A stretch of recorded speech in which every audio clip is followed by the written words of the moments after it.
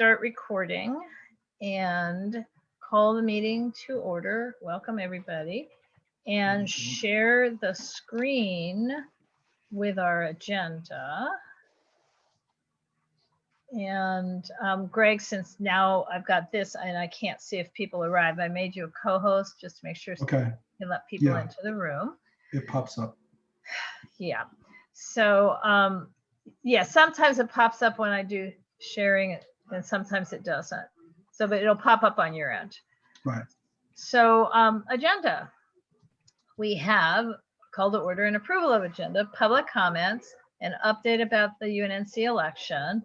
Then on executive committee business, an update on standing rules, proposed liaison to the city's urban forestry division, proposed creation of a new committee or subcommittee or ad hoc committee, but I just said the word committee like generic, mobility and transportation committee, annual budget fiscal year 2021-2022, a discussion, maybe there's an action, maybe there's not, about our financial roadmap for next year, a discussion about possibly having a board meeting on June 29th or 30th, which we'll get to as to the whys, and that would be rather than July 1.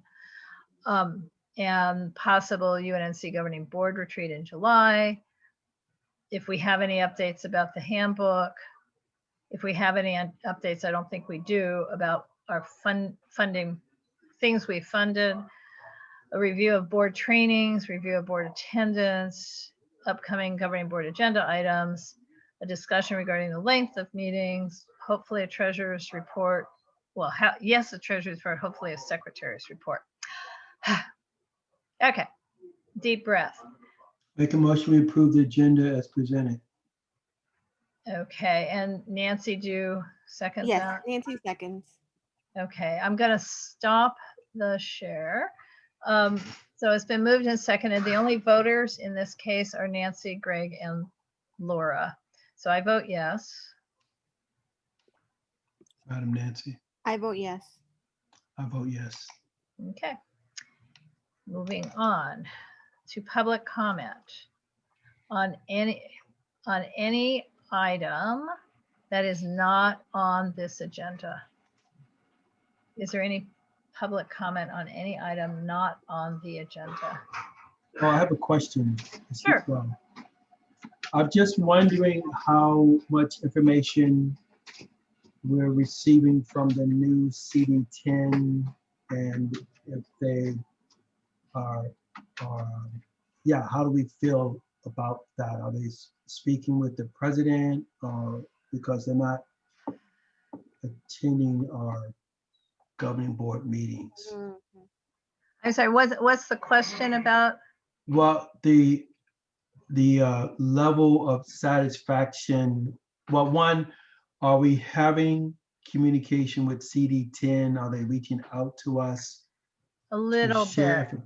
Yeah, because they're not attending our, they don't seem to be attending our governing board meetings. It seems like that would be something that they would be at. Yeah, Danielle Merrill has been somewhat attending, but not actively, not with a presence that Jeff Camp used to have, basically.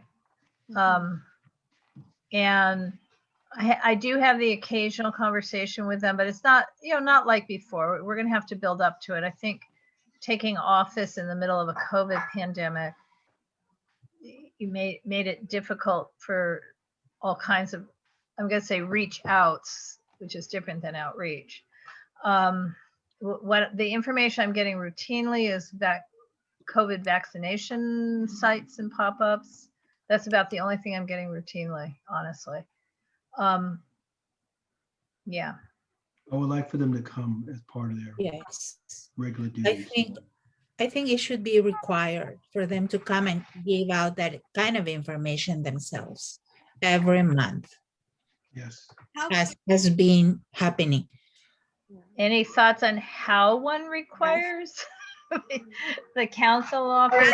The president makes an invitation that it's part of the structure of our governing board meetings to have a report from, it is required.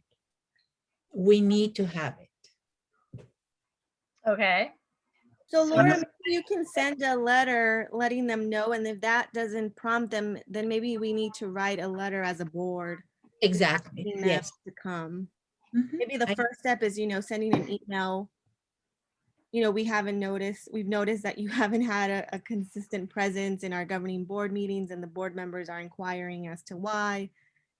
And then if that's not the case, then maybe at the next, I guess not this governing board meeting, but the next one, then we would put it on the agenda to discuss. So, no, I'm trying to think of a way how to say this while we are also being recording the meeting. There is a person at the office who's assigned to attend our meetings, and she has been, but she's been quietly in the background rather than actively presenting. And she also leaves by about 8:30 because she's a young mother. And I don't know that it's the right moral thing for me to do to report her to her boss. Yes, Greg. Nancy hand was up for mine. Oh, yes, Nancy. Sorry. Oh, no, I was just gonna say, I think it's just more that she hasn't been presenting anything when the district Okay. 10, not that she has to stay the entire meeting, but Okay. that she hasn't been providing any updates, I think, during that section. Okay. Greg, then Teresa. Yeah, echoing the same thoughts. If they're on the agenda, they can be one of the first people on the agenda. We will always try to accommodate people. They can give their 5-minute spiel and then say, are there any questions? And here's my email. And then they can go. Of course, we would like for them to stay, but but at least at a minimum do that, because I thought that we were well, we are part of them, and I thought we were one of the ways for them to hear the voice of the people. So I just thought it was just a natural occurrence. So, yeah. Okay, that's what I said. Just Yes, repeat what Nancy said. So Teresa, then Lizzie, then I call on me. I would just like to say that I don't think we should lower our standards because someone has children. Balancing work, home life is difficult for everybody. And if we're going to accommodate someone early in the meeting, that should be fine. But what are we saying when we say, oh, you have children, so we're going to have a different standard for you? I don't think working mothers want that applied to them. It makes them look like second-class citizens. So I agree with Greg. We should have accommodate them early in the meeting, and hopefully they present something that is valuable to all of us. Lizzie? Yes, the report from CD10 has always been one of the top items in the agenda, so I don't see a problem with that. Even just to say, okay, today, this month, we don't have any reports. That is fine, but I think we need to have them, and it is interesting that CD10 is attending neighborhood association meetings. So, and not attending ours or not speaking at our meetings, it is not, I think it is not appropriate. Okay. So, and that's my comment. Thank you. Right. So I do not believe all of your observations are wrong.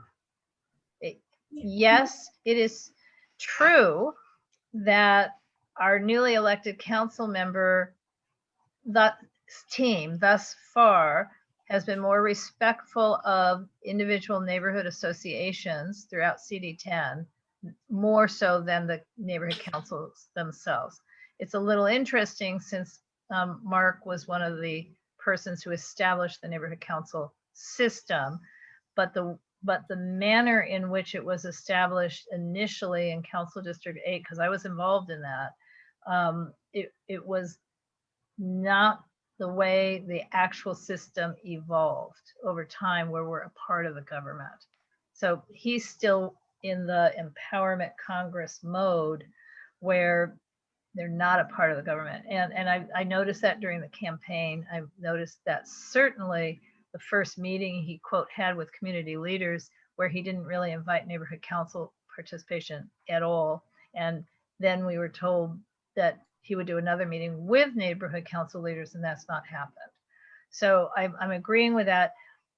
I am not in agreement that it's good enough for the CD10 to give us a report and then leave, because I really would rather have them hear what we're discussing and voting on as well. So what I'm going to do, I'm going to talk to the person who's assigned to come to our meetings about a better routine on reports. And then if she can't come, see if there's another thing. And then later I will talk to the boss of bosses there, not Mark, but the next one, and just say, you know, we enjoyed the privilege over the last almost 2 decades at this point of having full participation from Council District 10, in part because we were sitting in their offices for our meetings, wondering if the office is going to be available to us again, which I know the answer is no. But because we were physically there, we were always completely staffed and staffed till the end of the meeting. And so CD10 knew a lot more about what was going on for that reason. So I'll try to explain that to the person who's the chief of staff and see if there's a way we can, because it's a combination of them hearing from us and us hearing from them. But I don't know that I can use the word require. I mean, it's, I don't know how we require any of it. We had a really privileged relationship. And now we have totally violated all the rules of public comment. Yeah, that was. But there you go. I'm like, that's not. It's okay. It's okay. Is there any other public comment? And if not, we are moving on to Lizzie and an elections update. Yes, so just very quick, I would like to thank the people who attended and helped out at the at our last outreach effort, which where we were able to actually help 20 neighbors fill out ballot requests, which were immediately scanned and delivered email to the city clerk's office, and they were processed yesterday. So we were in constant communication because there were a couple of questions and a couple of ballots, but they've been processed. And so hopefully, so now we have 20 more ballot requests, hopefully more, and the deadline has already passed to request any more ballots. So at this point, the persons who received their ballots should fill them out and vote. And we know, you know, whoever's in attendance here, we know the deadlines and the timeline. So please just vote, and please inform the stakeholders and the neighbors of what their options are to either mail their ballot by USPS, but better yet, drop it off at one of the drop-off boxes. The official UNNC one is on Jefferson and 2nd at the Jefferson Branch Library, and the rest of Region 10. So Lauren Miller Park and some others. So please, and thank you so much. And I will be able to give a full report, final report at the governing board meeting. Thank you. So Lizzie, I know that on Monday, I'll need to send a standalone email blast out just for this, saying you have, this is your last chance. It must be mailed by Tuesday, postmarked tomorrow, which will be next Monday. Yes. Or dropped in the boxes. Did we need another email before that? Maybe I mean, if I can, because with the MailChimp, we can remember only do once every 24 hours. Yes, so Hopefully either, the boxes are opening tomorrow morning. Here's ours. Here's a couple of other addresses nearby. yes, so if it could be sent out on Thursday night, doesn't have to be in the morning, Thursday night, Mhm. that would be great, because then Friday is when they open, when the Dropbox opens. Right, and I'm sorry, I'm reaching, which is not pretty on Zoom. Um, So I should do a standalone e-blast Thursday night, the 20th of May, just on this. Yes, And I will do another one on the 24th. yes. And that is fine because we don't have any other committee meetings till the 27th. So I won't have missed that. Greg? Lizzie and Laura, should we also in our block clubs send a reminder out, and can I just look at one of your prior emails and just copy and paste that and send that out as a reminder to? The prior emails didn't say where to vote. They were saying how to get a ballot, not how to get Yeah, how to vote. So but we can easily compose one and send it to people like you to send out. yeah, that'll be great. That'd be great. Yeah. Yeah, so I'll send that out tomorrow. Right. If you, But we don't really know how many people, I'm not saying this right. We'll know how many people applied for ballots. We won't know who they are. So for example, no clue if there's even one person in Western Heights besides probably yourself who did apply for a ballot. We hope there is, but we don't know. right, that's why I'm just going to send it to the whole list, Right. our list. Yes, of- yes, to, please. well, to even get a ballot. Okay. Again, remind my people again to get the ballot. So Okay. just tell them, if you apply for a ballot, please, this is a reminder to actually fill it out. Yeah, Right. use it, vote. Yes, Okay, okay, but thank you everyone for all your help. okay, So I'll do far. that tomorrow. We're almost there, So 2 tasks for tomorrow. almost Yeah. done. I want to thank Lizzie because she's worked so hard and it's Yep. been so difficult in this COVID environment, and the It's been hard, but methodology of having to apply just to have a ballot, and it's not easy. And Easy. she's worked so hard. I don't know how many people in the end will have ballots and will vote, but it won't be Lizzie's fault. That's for darn sure. no, I mean, we all tried. We all tried, and it is what it is. Right. I do think we should consider how we prepare an after report with our opinions on, because there's been this push for several years about changing everything to vote by mail. And that clearly was needed for this. Turns out not needed for this. I mean, we could have had an election that was voting in person just because of what's happening now with vaccinations. But the neighborhood council elections in general started in February. So they had to have been vote by mail. But I don't want, I think UNNC might wish to weigh in sooner rather than later with sort of an after report evaluation to say that we had never had vote by mail before, and we're concerned about it, and would like to be able to encourage our voters to just show up in person like they always did.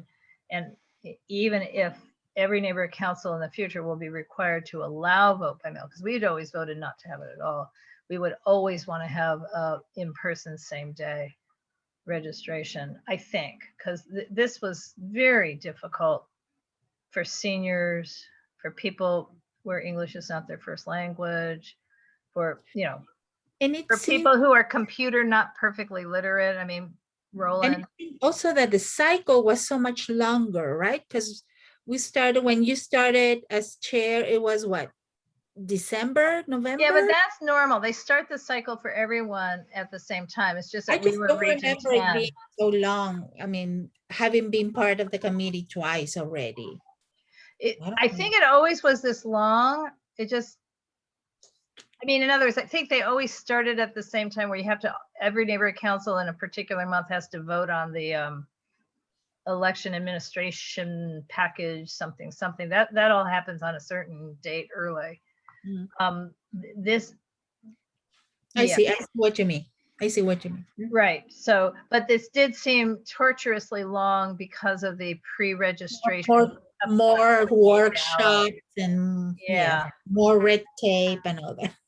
Right. Well, I mean, when you have people trying to Mhm. apply in a portal and they're not computer comfortable, they may be barely literate but not comfortable. That portal was also difficult, Yes. I felt. But yes, let's move on. I don't want to take time All away right. from the meeting. Thank you so much, everyone. Okay.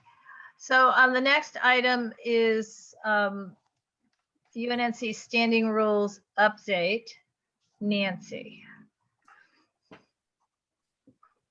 Yeah, so we are in the process of updating the standing rules that are currently out of date. And so initially we wanted to do minor updates, but as we started reviewing the standing rules, I think we've realized that it needs just a whole scale update. And so we're updating sections around, the standing committees, the roles and responsibility of the chairs of each standing committee, the conduct of the meetings, the trainings that are required, the agenda process and how, what the submission deadlines should be, and who's responsible for posting, et cetera, and where they need to post items. And then also just the online presence of UNNC and who's responsible for maintaining the social media content and the passwords and login information. So, there were already sections of these, I guess, of these headlines that I just listed, but we just need to update them to mirror what we actually do now. And then after that, I think once we update it to accurately reflect what we do now or what we hope to do, then we want the board to review to see whether they approve that and want to continue that process or if they have any other additional recommendations. The thing is, we are running against a tight deadline. The hope was to have these updated standing rules finalized, I think, before the first meeting of the fiscal year. And a draft is in process, and Laura and I have met to discuss it. It just needs additional revisions. And so, Laura, I think the question is, I guess, what the process is moving forward to finalize the standing rules, right? We have the governing board meeting on June 1st, and then the next executive meeting on June 15th. And then we'll see if we have a governing board meeting at the end of June or not. So I guess the question is whether, Laura and I will continue to update the rules in the background, but does it need to go to the executive committee first before it goes to the governing board meeting, or should it be presented whole scale at the governing board meeting? Or a hybrid of that where we can email it and have a email sort of to the other three officers, and then take it straight to board from there, which still may reject. I mean, in other words, straight to board doesn't mean straight adoption, clearly. So I would think that, well, our protocol has been that everything would come to the executive board and then we will review it, or at least that gives opportunity for any questions to come up, not for the purpose of redoing what the committee has already done, but any questions could come up and be addressed at that time. So I don't think that would delay the process, Yeah, so another potential option, Nancy and Greg, would be Nancy and I continue to work on it. If it's not as filled with crossouts and question marks as it is right this second, meaning if it's cleaner, we could present an update report like this and draft to the board at the governing board for a maximum 10-minute discussion to then send back to committee and then executive and then brought back to the board. So I feel like the board doesn't even know we're doing this. And so No, don't. it might be appropriate for that document to have been at least reviewed, potentially reviewed by board members in the advance agenda packet and then emailed. Small, short discussion, then come back to executive next month. Is that doable, Nancy? What do you think? I mean, Yeah, that this, my only hesitation is that if it hasn't been, I agree. I think we should tell the governing board what we're doing, and maybe I can highlight the main areas of where we're changing things so that they're aware of that, and it's not out of the blue once it's time to make a motion later in June, hopefully. But I don't know that they should have the document, because it kind of prompts discussion when it's not necessarily in final form, because the executive committee hasn't even okay. reviewed it and gone through any of its, comments, or provided any comments, rather. Right. So do you think we would have, and you, Nancy and I are looking at our own calendars, the next executive committee is June 15. Would we have a draft ready by June 10 to post into the advance agenda packet for executive committee on the 15th? Because if we did, we could send a prompt to any board member who's interested. Well, it's sitting in the agenda packet. If you're interested, come to exec next month. Mm-hmm. I mean, that would be come to the executive committee 5 days from now. I mean, but it's just a matter of getting it into the we can't email it to anyone unless it's already posted in the agenda packet. The minute a document is in the agenda packet for others to see, we can also email to board members. So I don't necessarily want to email it to board members in advance of executive, but at least send a prompt that if they're interested in this administrative process, they could join us at executive on June 15 and read the document in advance. Yeah. Something like that. Yeah, and I think that's what you should aim for. Great. Is the committee up to sharing the document on Google, or you just editing it and mailing it? We're just emailing it sending back forth? emails back and forth. Okay. I mean, yeah, we're not. Yeah. Yeah. I mean, I remember we had this discussion before, and Nancy shared her thoughts about editing things that way, and so yeah, I just was wondering how you guys are doing it. We're every time we have a question about a sentence and we think we've answered it, another question comes up, because this stuff is really kind of legal and wonky, as it turns out. Yeah. My concern is that when we're talking about this, we're also later on in the agenda, we're talking about the handbook, so It's a how little that goes together. Yeah, it's combined. Yeah, it goes together. So well, they don't go together, but this goes into the handbook among many other things. That's correct. Okay, well, I'm more than willing to just observe your work without making any comment until the official time, if that's good, because I mean, it's that way I can read it not that anybody has any leisure time, but that way I can read it whenever. So anyway, yeah, so the sooner the better, I would think, for being able to read it. Mm-hmm. Well, where we're at, Greg, it's not wholesale different. Right. But it's just that when you read the current document, if you really just stop and read slowly line by line, it's like, oh, well, we don't really do this. Right. We don't actually do that. Yeah. I mean, so we're just trying to figure out which things to retain, but figure out how to make them real. and which Right. things to adjust because they're not real at all. Right. Yeah, and it's getting very complicated. And Right. Nancy's doing a great job. Right. Yeah, I mean, But- I think you need to, I mean, I think we should just try and aim for June 10th, Laura, because I Yeah. don't think the document's gonna be perfect, but I Right. think it needs to be updated to reflect as much as possible what we currently do. And there's always an opportunity to amend next year or Right. next school year. you know. Well, there's always yeah, one of the things, Greg, that I would like to do with it is have first an introduction, which doesn't exist at the moment, just launches into item number 1. So there's no purpose of standing rules listed, but there's Right. also nothing in the standing rules that say how often you can or how often you cannot amend them.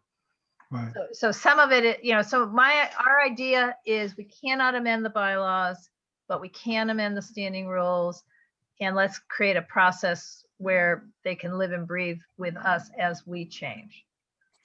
Okay, so I would like to express this other concern.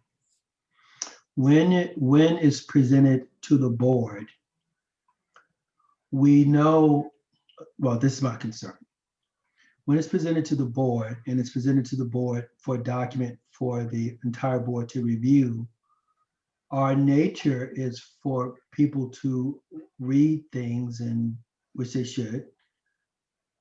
But I'm just concerned about if it's just presented to them in the meeting or just in the agenda package, then we would end up with a 3-hour conversation on the standing rule because everybody wants to edit it at that time. And maybe that's just the nature of the business, but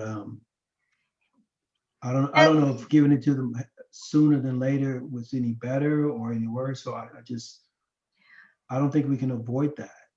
Yeah. Right. I don't think we can avoid it either, but that's why I'm saying if Nancy and I hit that mark of June 10, Right. get it into the agenda packet, that's 5 days before executive. Right. And I send as kind an email as possible that says, if this is something that really interests you, please read it now. Please come to executive on June 15th. Yeah. And then Okay. also, I think it will help that maybe on June 1st, we can just kind of let people know what we're doing. Right. So at least it's in the back of their mind, and tell them where the old standing rules are located. Right. Right. We'll read that. Yep. That's a mystery too. Okay. That Okay. sounds good, ladies. Appreciate it. Appreciate team. Okay. The next item is a proposed liaison to the city's urban forestry division. So I'm just going to read the item. The city's urban forestry division, in conjunction with the sidewalks repair programs and other initiatives, has removed and or is proposing to remove mature trees within the UNNC footprint in an effort to facilitate better communications with the urban forestry division. Propose creating a UNNC liaison position to that department and appoint Teresa Masonette to the position. And this idea came from the environmental committee, Greg, in answer to that other question you had asked in email. And this is spurred in part by the situation we had a couple of months ago where we got a notice from the urban forestry division about removing some trees on Ardmore and replacing them with bottle brush. And when our Harvard Heights rep, Hugh Moore, walked over there same day to take a look at the situation, the tree was already gone. So, less than 24 hours after the neighborhood council had received the communication, there was no tree to comment about. And there's a neighbor on 13th Avenue heard from, gossip, that the urban forestry division is maybe considering cutting down all the trees on that block because of issues with the sidewalk. And again, we've not been notified of that would be major. So what we talked about, and then Teresa can launch in, was we need to have more often and more direct, and a person liaisoning with that division. So Teresa, take it Oh, away. Thanks, Laura. I was just a little frustrated trying to figure out why they don't communicate better with us when things are going to happen. And actually, Dan, I didn't know this, but there's a whole committee, group of people in neighborhood councils that monitor all the trees that are going to be removed throughout Los Angeles. And I would love to kind of be that person to make sure on the avenues and certainly all the UNCC area, if we're going to do something with trees, hopefully I can get them to plant us more trees. But if they're certainly going to cut them down, we need to be notified. The neighbors, the people on that block need to be notified. And Laura suggested having a liaison. So I said, certainly I'd love to do it. So that's where we are. So yes, Greg. So, Teresa, you will be on special assignment to this committee, to the Urban Forestry Division, but you're working with Dan and Elizabeth as part of the Environmental Committee. Yes, the way I Okay. understand it, yes. Okay, yeah, okay, that makes sense. Right. And, back in the old days when all the city departments were excited about neighborhood councils, they did encourage every neighborhood council to assign a liaison to every city department. That process has rather fallen by the wayside because there's hundreds of city departments, among other things. So it's not Okay. really feasible. But I think in this case, it would be useful. But for us to appoint a liaison, it just has to be an agenda item. This from executive would be a recommendation to the governing board, but I think it's very viable.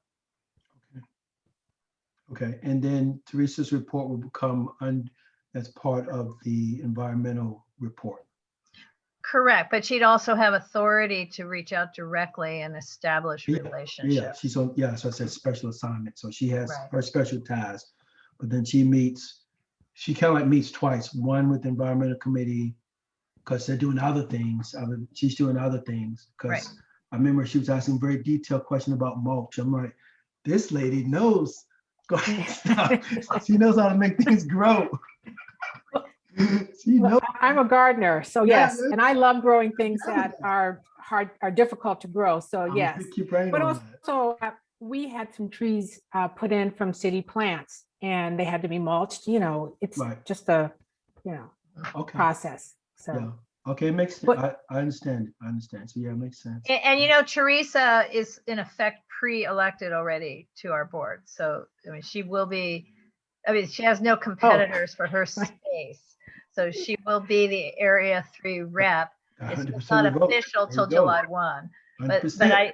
But it is okay to pull the trigger on this now because we UNNC have no requirements for our liaisons or committee chairs or anything to be board members. Right. Okay. Well, thank you. We need a motion or we just? Yeah, no, I think we need a motion that Yeah. to make a recommendation to the governing board. Nancy. All right, Laura, just I guess what authority do liaisons have to bind UNNC, or do they have any authority to bind UNNC? They do not. Nobody has authority to bind UNNC, or USC for that matter, because they would be really interested in that. But no, it's interesting, Nancy. You sent me the other, the standing rules from Spank, whoever Spank is. And they actually happen to have something in their standing rules where it basically says, members, in this case, the liaison, permitted to do advanced research, make exploratory phone calls, have correspondence without the express permission of the board, so long as they do not commit the neighborhood council to action. So I think that's essentially John and/or I commonly talk to the planning department, for example, about stuff, but we always say this hasn't been voted on yet by the board. But we can also adopt policies that a liaison can use. So again, using planning and zoning as an example, this UNNC long ago and far away adopted the Washington Boulevard specific plan and then subsequently adopted its guidelines as the guidelines for all commercial corridors. So we can always tell a developer to go on our website because it's there and look at it, because in general, those are the standards for development that we have, that this neighborhood council has adopted. So if it becomes a sticky wicket, we can adopt policies that any liaison to any department, I mean, we can adopt policies that the liaison can cite chapter and verse. Okay. But on a specific thing, say, but we haven't voted on this yet, unless we have, whatever this is. Mhm. Okay. Madam Okay. President, are we ready for the motion? I think we are. Madam President, I recommend that we recommend Teresa Masonette to the position of liaison to City Urban Forestry Division for UNNC as part of the Environmental Committee. I'm Special typing in assistant. chat. I'm just gonna say to be a liaison Right. to the city's urban forestry division. And you want to say this position is a part of environmental committee, or do we care? I counted. You did say I that, care. so I do care because okay. it's like, That's fine. coordinated, I'm just 'cause I'm it's- just typing.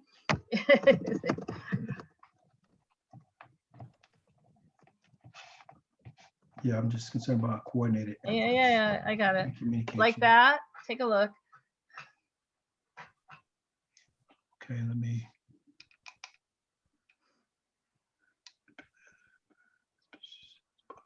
Yes, Okay, I like it. Teresa, you like it? Greg. Yes, it's great. Okay, Thank you. Okay, Seconded by Nancy seconds. Nancy. There we go. All right. Okay. Great, thank Little you. roll call. Okay, Greg, yes. Nancy, Yes. Laura, yes. That, Laura, at the end, just give me some time to download the chat so I could, Sure. yeah, I always give everybody time. You know, I never end the Well- meeting till everyone has left the room. okay. Because I hate it when I'm at a meeting and they say it's over, ding. And it's like, wait, I didn't get the chat. Okay. All right. good. Okay, so the next one is a proposed creation of a new UNNC Mobility and Transportation Committee. And I probably should have put or subcommittee because really it's a subcommittee. There is an increased need for monitoring new transit initiatives, including but not limited to the proposed Crenshaw LAX light rail line northern extension. Plus, there's an increased need for UNNC to liaison between the city's various mobility-related departments and our stakeholders. Propose the creation of a new mobility and transportation committee. I know what I'm reading out loud. Discussions to include the initial parameters of the committee and how it may intersect with existing UNNC committees. If the committee is recommended, also propose appointing Taylor Fife as its chair. So I'll background you all. Taylor's passion is this, transportation. This almost would have to be a subcommittee of planning and zoning, because if you look even at this week's planning and zoning committee, it's 100% transit and mobility oriented. And he attends our planning and zoning committees, but we're beginning to get overwhelmed, meaning the planning and zoning committee is beginning to get overwhelmed with multiple transportation items. But on the other hand, almost all of it's out of the planning department, a little bit out of Metro. So the thought would be to create, like we have an oil drilling subcommittee, it would be to create for now a transportation, well, that phrase, mobility and transportation subcommittee, appoint Taylor. He would be able to say, I need to have a standalone meeting, or I need to add something to the regular agenda. And if you're not, we can also agenda this.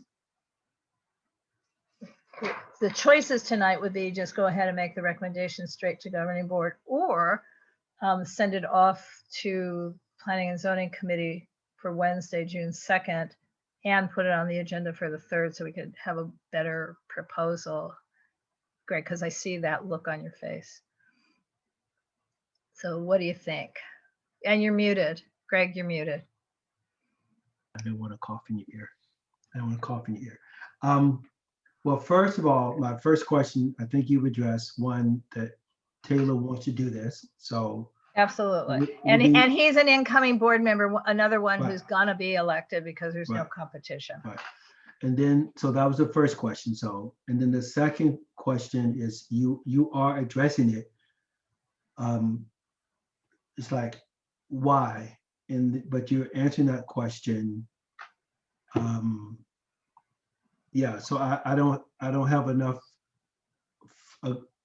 feel for the volume of transportation issues to say we need a committee for this or not. I just take your word for it that we need it, and he wants to do it. Then my third question, or my third concern, is that if we're making a new committee and he's the only one on it, then he's doing this all by himself.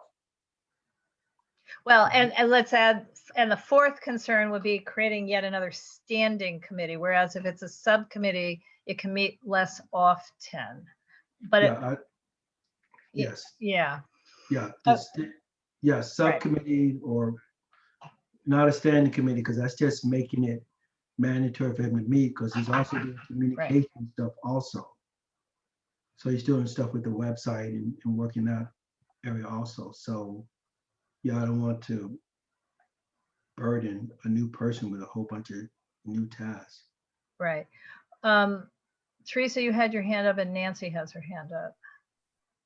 I just have a question.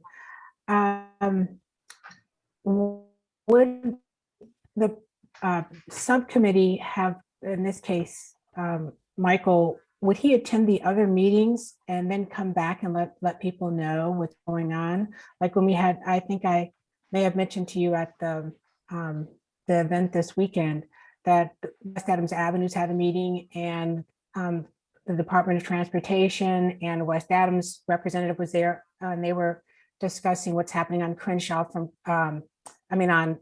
Adams from Crenshaw to Fairfax. And I thought that was fascinating. It's like, oh, they're going to put in stoplights and crosswalks and things like that. So if Michael is in this committee, he would attend those things and come back and report to everybody? Well, we had the presentation you just saw, we saw at UNNC at Planning and Zoning Committee. The presentation from the Venice Boulevard 6 months earlier might have been at the whole board. I don't remember. Yes. Yeah, I think that one was at the whole board. Yes. We're dealing with the planning. So much of our land use now is intersecting the transportation, mobility, parking requirements, high transit volume development. I mean, in other words, there's a huge amount of overlap. So we wouldn't want a competing committee creating its own policies because, we're processing cases, but we're getting overwhelmed with trying to follow all these. I'm glad that it's my fault because I haven't always attended all the meetings, but if other things are happening on boulevards near us, and I came to the mobility and transportation meeting, not the planning and zoning, but if there was a subcommittee meeting, then I know that I would get information, not just what's happening here, but on the adjacent neighborhood council areas. So that's all I was asking. So I think the answer to Teresa's question is yes, he would.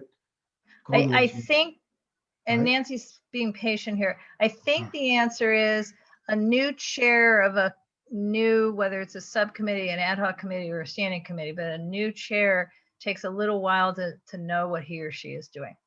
So I think the answer might be yes, but it could also be, oh gosh, we have so much within our footprint that we might not be able to start out right away with stuff near our footprint. But I don't know. I mean, we like to, some of it is about if you're going to give a person responsibility to become even, to become more expert. I think this is his interest. You got to give them some authority, but also some training and some guidance. yeah, so let's see what Nancy has to say, and then I might step in a little more on this.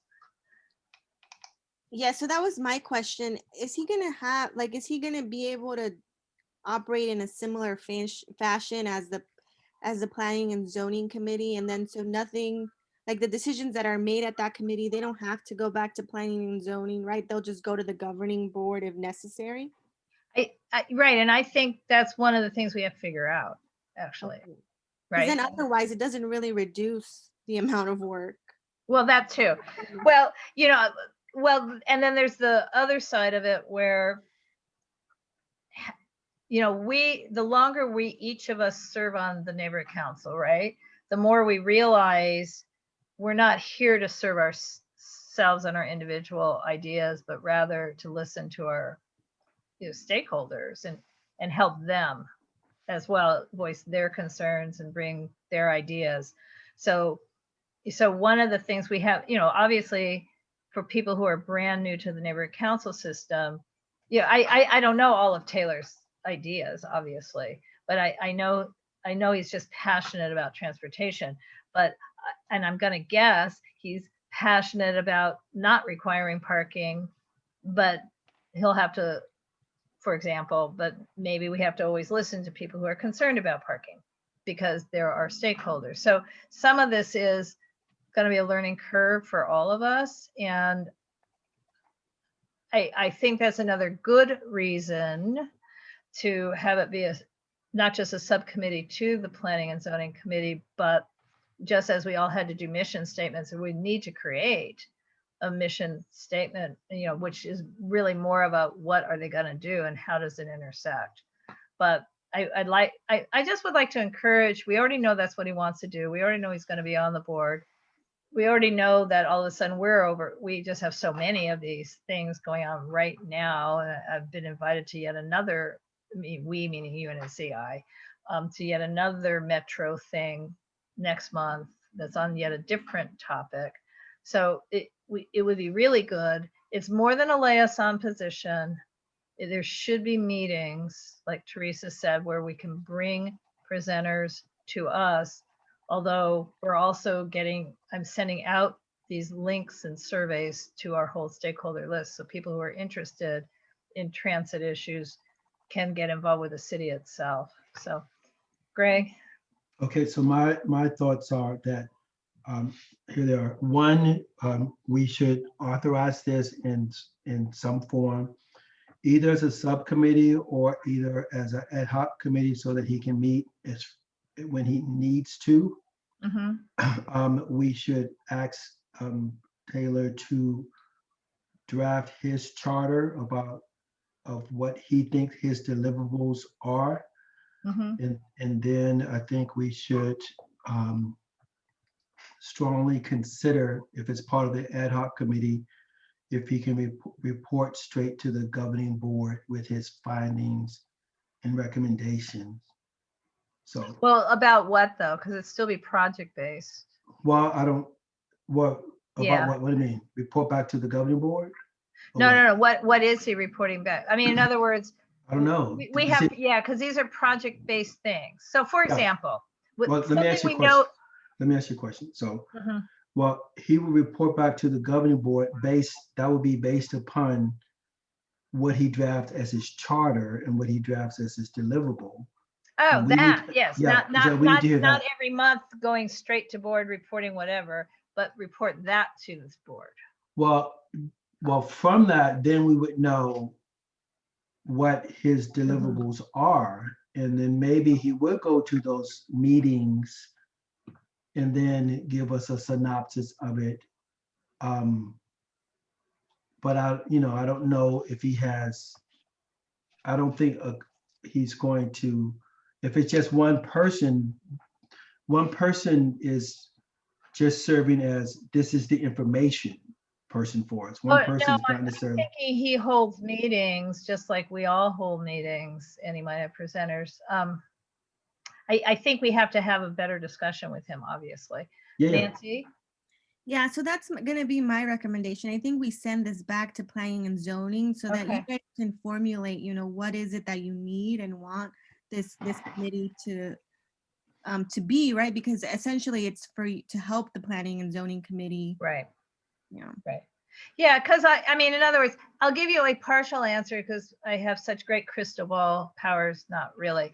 But so for example, right this second through the end of May, the Metro is doing scoping, which is sort of pre-EAR, scoping for the LAX Crenshaw line, which is going to travel north on Crenshaw, so the one that's dead ended right now at Exposition will continue north to Venice and then turn west on Venice.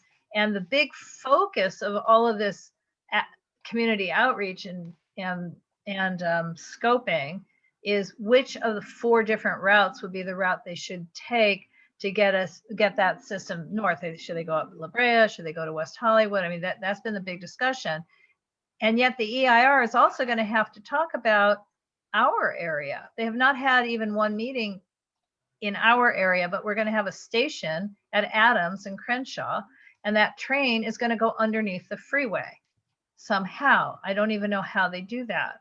And they haven't even had a meeting. So this is like right now, somebody needs to like work it to get them to come to UNNC to talk about what that's going to look like.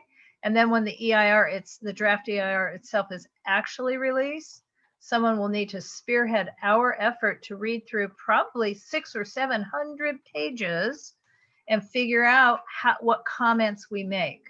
So I'm looking a little bit ahead. That might be 18 months from now, but looking ahead to know that this is not feasible for our regular planning and zoning committee. That's number one. It's not really an ad hoc committee, though it could be, but I worry with ad hoc committees, they do not have to hold public meetings.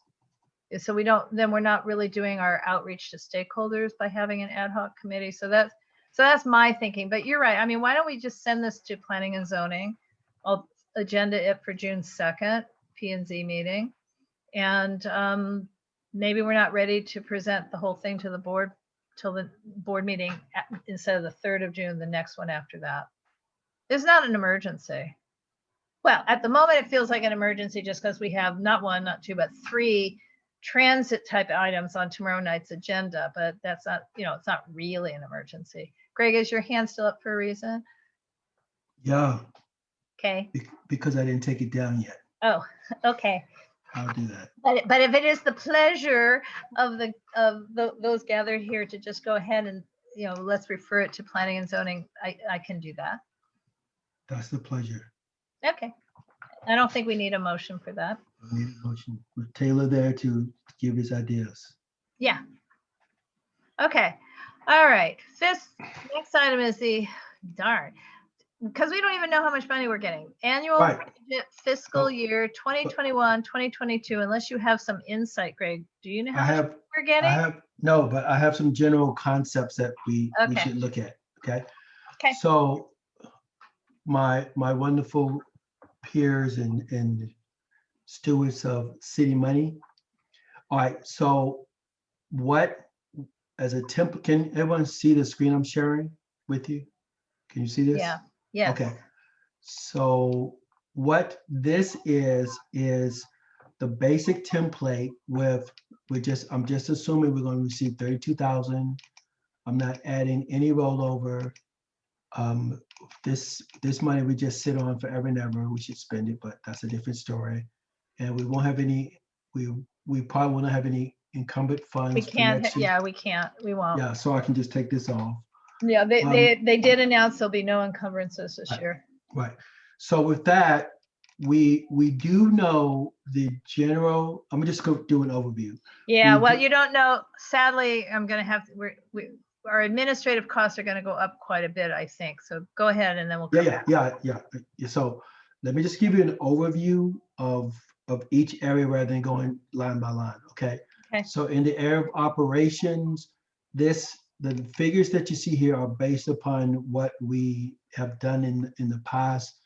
We do know that it will go up, like, for example, in the web page, I added more to that because I'm pretty sure that will go up. But that will be about 49% of our budget. Outreach, I kept in basically what we had in the past. So that would be like $14,000 there. Of course, all that can be changed because, you know, we might not have events again, but I'm pretty sure we will. Mhm. Last year, we proposed to do community improvement projects by reaching out to the schools in the neighborhoods. We were not successful with that, but I put that in there again as a starting point for our budget. Then the neighborhood purpose grants only have $2,000 in there right now, but we ended up putting over $26,000 in that Right. area this I year. would And add, then- I'd add a little zero in that one. Huh? What? I'd add a zero, not two, but 20. But anyway, Yeah. Well, if I did that, it would really blow the budget.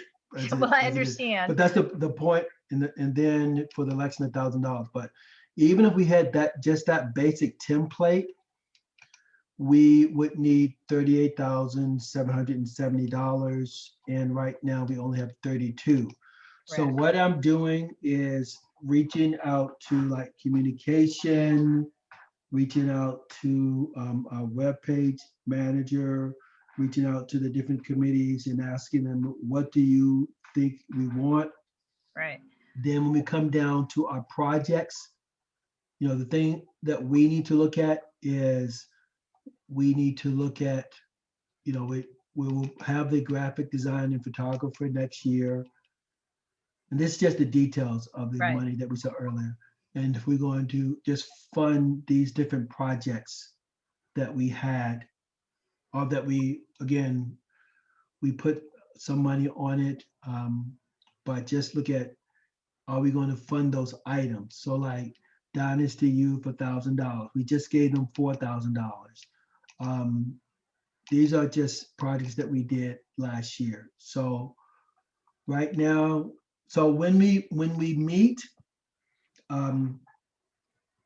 I will, this is what I propose, that when we meet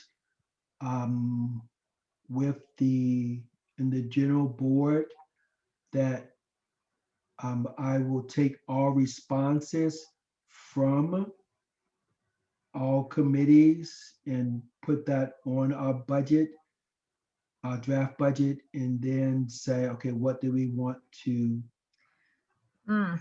what do we propose that we do? And then we have to adjust based upon what actual money we receive. Does that make Yeah. sense as an overview? Yeah. Can you go? There's I a can couple of do- things. One is, can you go back up to the top Top, to our administrative stuff? So let me just tell you what's going on the administrative side, Greg. Any particular area? Operations, that's what I'm talking about. So yes, facilities related and space rental. Yes. It is really likely we're going to be given the community room at the new Gramercy apartment building, whatever it's called, quote, for free, but we will have to pay their janitor to clean when we're done. So it's probably $100 a month or $1,200. Okay. Okay. I mean, I'm making this up because I don't have the exact numbers. Okay, that's fine. That's fine. Bigger deal, and we didn't have any food. Well, refreshments. Where's refresh? So you already have the refreshments, but we had. I see you have 1,200, but Right. when the last time we had refreshments as a budget item, we had changed it to $200 per meal. I mean, per meeting, so it was really 24. Yes. That's a discussion. I'm just saying what the real number was when we actually had food at places. However, if we're not meeting in the council office and we're already going to have to pay for cleanup, I don't know if we want to make it more dirty. And I also don't know. But on the other hand, I feel like if we're going to have in-person meetings, big if, when do they start? And we're going to have food, I think it'll have to be pre-boxed. I don't think we're going to be able to do the stand in line in a line and people touch all the food. Right. So I don't know how that's going to handle. Bigger deal. What the state legislature is talking about and what Dunn is talking about is somehow continuing Zoom, but it doesn't sound like meaning Dunn doesn't want the neighborhood councils meeting in person. The Brown Act does not permit, after the emergency order is over, does not permit 100% virtual meetings. It does permit a hybrid. The hybrid is that the chair of a committee or a group, a governing entity, has to be physically present somewhere that is ADA accessible and open to the public. And that being said, then the rest of the meeting can be virtual. Problem for us is the technology that would accomplish that. It seems to me that the only way to have a technology that would accomplish that would be to have a new computer, because it would have to be running a Zoom, and something that puts it up on a big screen. We don't own that technology. I don't know how we do this. Why would you need it on a big screen? For the members of the public sitting in the room But, at a meeting where all the other board members are still at home on Zoom. oh yeah, because. Right, I mean, I don't quite, I'm saying, this seems to me like so untenable that you know what I mean? It just seems untenable. But if that's what they do, and then Dunn says we have to be virtual except for the one person. Yeah, I mean, I don't know, but I think we have to set aside some money for buying new technology equipment. That's all.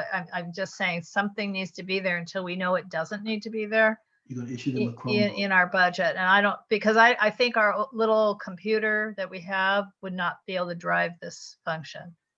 No, the one I have will. That UNNC owns? Yeah. It will has enough band, has the ability to drive. That's good. Well, that's yeah, good. It'll work. But the issue is that you're right, is that if the audience, if you have has to be able to see what's going on. Exactly. Yeah, they need to see the other participants. Right. And not only see them, but hear them. So you will need speakers also. Yeah, that's what I'm saying. So I don't know how this is going to work. I don't know if I just don't know, but I think we need to have some money set aside for equipment in case. Well, then, wait a minute on that, Laura. If they're requiring that, then part of the argument should be that the city or Dunn should provide additional funds for that, not require us to use our money for that, because. Well, we are the city. I understand that, and I'm not disagreeing with it. I mean, honestly, and who gets to be? I mean, that just seems so boring. So for every committee that we have, some person who's the chair of a particular committee, we're going to lose our chairs, has to figure out a publicly accessible, it's not going to be their home. They have to be able to open the doors to the public, even if nobody in the public wants to show up. And that's a little scary by yourself. Yeah, I mean, in other words, the whole thing seems difficult, but from a pure budget point of view, I think we just have to have some money set aside. And then also storage. Did we take that off, or is it still on there? I don't see it. Storage is, yeah, that was here. That was, so that, well, it was off. So that's separate and apart from potentially having to spend money on our governing board meetings for cleanup. Yeah. So those are things. Then the other thing is we do have to approve and sign the administrative budget before July 1. So you'll notice on the agenda, there's a suggestion by me. So jumping way ahead on this agenda of having, instead of having a July 1 board meeting, having it June 29 or 30, there's a lot of other reasons, but approving the administrative package is one of them. You know, well, in advance. If we get there's other reasons, Greg, but apropos to this discussion, so I'm not killing two agenda items at once. This is one reason. Okay. There's a whole slew of other reasons, which we'll get to later in the agenda, but just FYI, because otherwise, your idea is that we have a discussion at the board and you take that back and clean up and do a better, budget reflecting what the board says, but then we won't have approved it. Well. And it's okay if we can approve it later. Well, if we recall, in all honesty, when I did the budget last year and presented it to everyone, everybody basically said, okay, okay, okay, okay, because it was just really placeholders to submit. So I believe that in our June meeting, we will have enough information to present to the board our budget as it is, because we really didn't receive our carryover money until later Yeah. in the year anyway. So I think we could formally vote on the budget for the next fiscal year in our June meeting, All right. governing board. Yeah, I think it'll be fine. Right. So what I reread the Okay, I'm gonna stop sharing. I reread one of the funding documents on the clerk, the clerk stuff. And it did say that on when you approve the budget, the administrative operations Mhm. is an approval, so you can go ahead and pay for your phone and all that stuff does not have to then be voted on each time unless the Right. prices go up, obviously. Right. But every other expenditure, you have to actually have a funding request individually. So Right. so if we have enough money in that operations section to cover all of these concerns, we would not have to then vote to pay the Ring Central bill in July, for Yeah, example. because that's operational Right. stuff. Yes. Lizzie. Lizzie's hand Yes. is up. Hi. Yes, hi. I was just wondering, so one of the outreach projects that I would like to pursue for the next fiscal year involves reaching out to our little free libraries. So how would the budget need to be modified? Because it will be basically, I'm thinking about having them acrylic displays to put them on the side of the free little libraries for UNNC outreach materials. Okay, so Lizzie, on that one, we would need to know when you're talking about reaching out to the little free libraries, are you talking about establishing the libraries or just putting something on the little libraries that exist? That's question number one. You don't have to answer these questions now, but then the second thing would be how many are there, and then what are you proposing and the cost of that? So yes, but the answer to your question is yes, we could do anything that we want. Well, not literally, but if that's what we want to do as an outreach project, yes, just collect the information on what that would be like, and then you can write that up in the email I sent out today. You can write that up as a thing you want. But we don't have to go over it in this meeting. But Right. yes. Right. So No, I just wanted to know if we needed to include a special category or it would go into one of the existing categories. That's all. That's all my question. Yeah. yeah, Go go ahead. ahead, Laura. Well, I was going to say that the budget is a map and it just has these big categories in it. Greg breaks it down for us, but the actual administrative packet that we turn in doesn't have the whole breakdown. It has bigger categories. So we'll have a category, right, Greg, for outreach? right, yeah. So yes, Okay. and then I have footnotes that says little libraries. So I do want that information because people want the information, like what are we doing, Exactly. So yeah, so just include it in your email, then we'll look up the information. But what I read in the clerk's instructions is that when we adopt the budget, any individual project, even if we anticipate it in the budget, has to be later voted on individually. And we can't even do the voting until meetings within that fiscal year, is my understanding. I don't know I could be wrong about that, but what the instructions say is when we do a budget that includes administration, we don't have to do a separate BAC for the phone Right. bill or for the Right. post office box. Right. But And- for any other kind of funding of any sort, we do. Yes. And that's So the the little libraries can be anticipated, but we would still then have to vote on that as a funding request. That's correct. That's correct. Which is what we do, like, just like we voted on using Dynasty. We had that in our budget at one time. We took it out, but we had it in our budget. And even if we have it, we still need to do a BAC for that item. So I need to submit that, the BAC, and then the community improvement project or the MPG for that. Yes, Nancy. So Wow. what's the action item? Just to recommend do we need to do anything, or it's just gonna go to the governing board next? Or do we need to move for it to go to the governing board?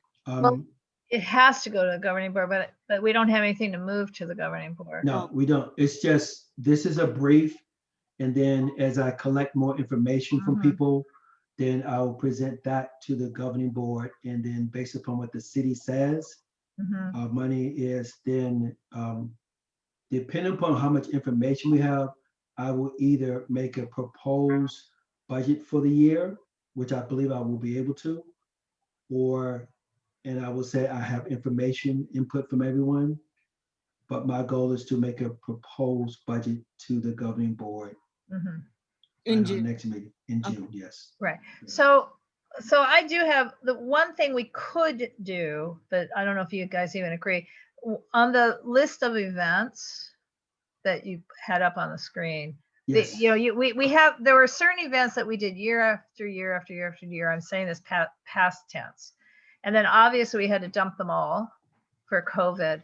But I'm not sure I want to bring them all back. I mean, I think the three that are the most important at this point would be a version of, we call it Walk on Washington, but some sort of event like the Walk on Washington to help support our local businesses as they kind of are starting to recover.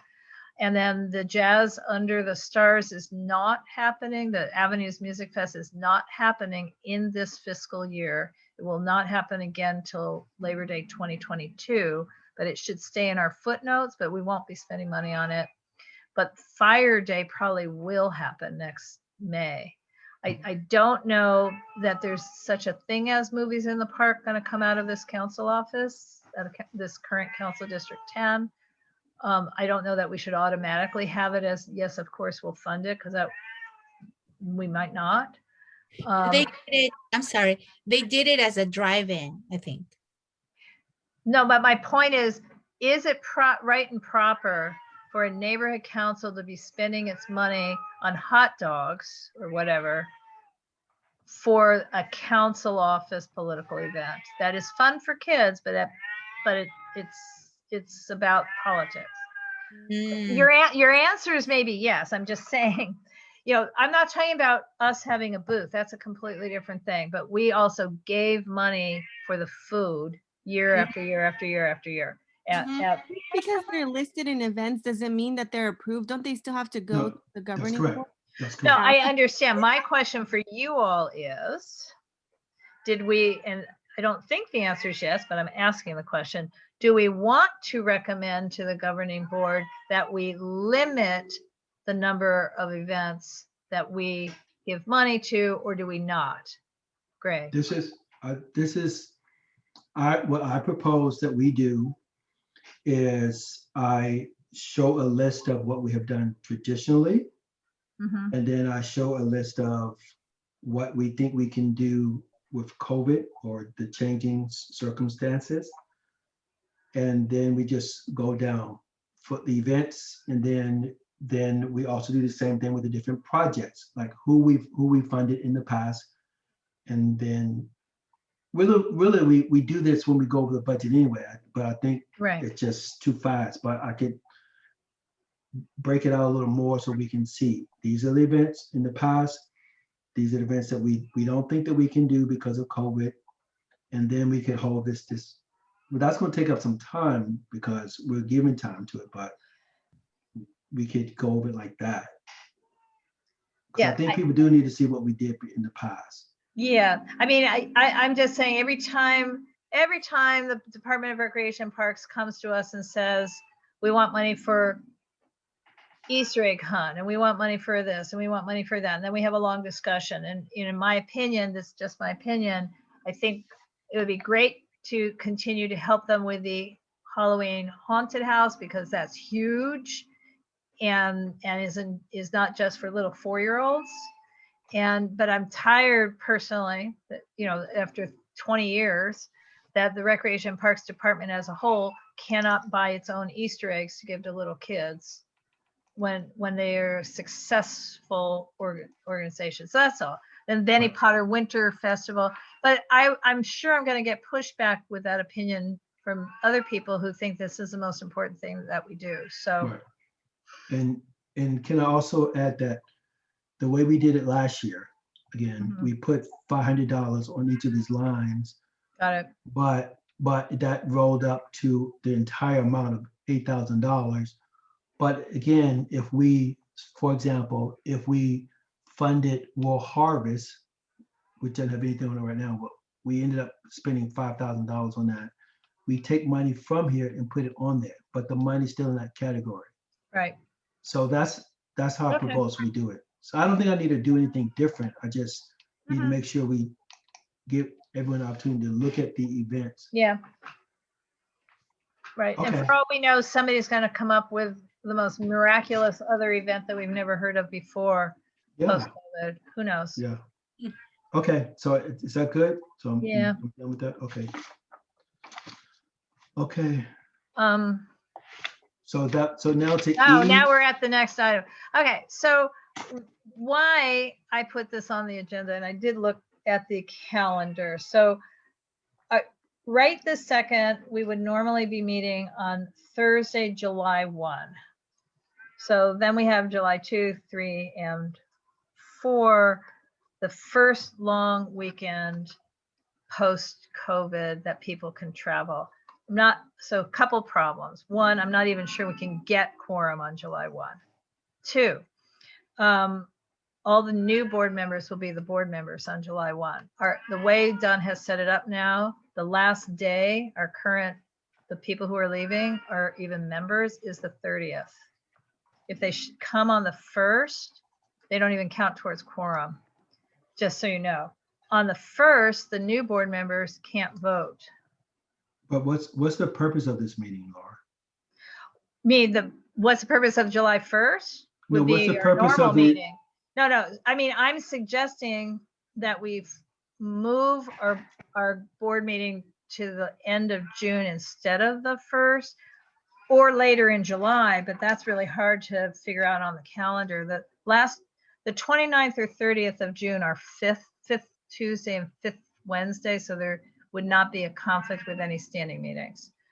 So I'm just saying, let me run through my list. You guys could say no. One is, let me just run through my list. I don't understand. I have a question before you go through your list. Okay. It says possible additional governing board meeting.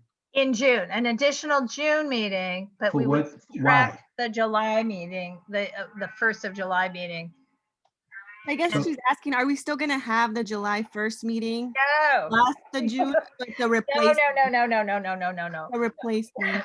No, just a substitute. Yeah, sorry. We have to ask the board because on June 3rd if they would go along with this anyway. But we may have administrative things we need to handle. I don't have a total crystal ball, but if we had a July 1 meeting, I fear we wouldn't have quorum.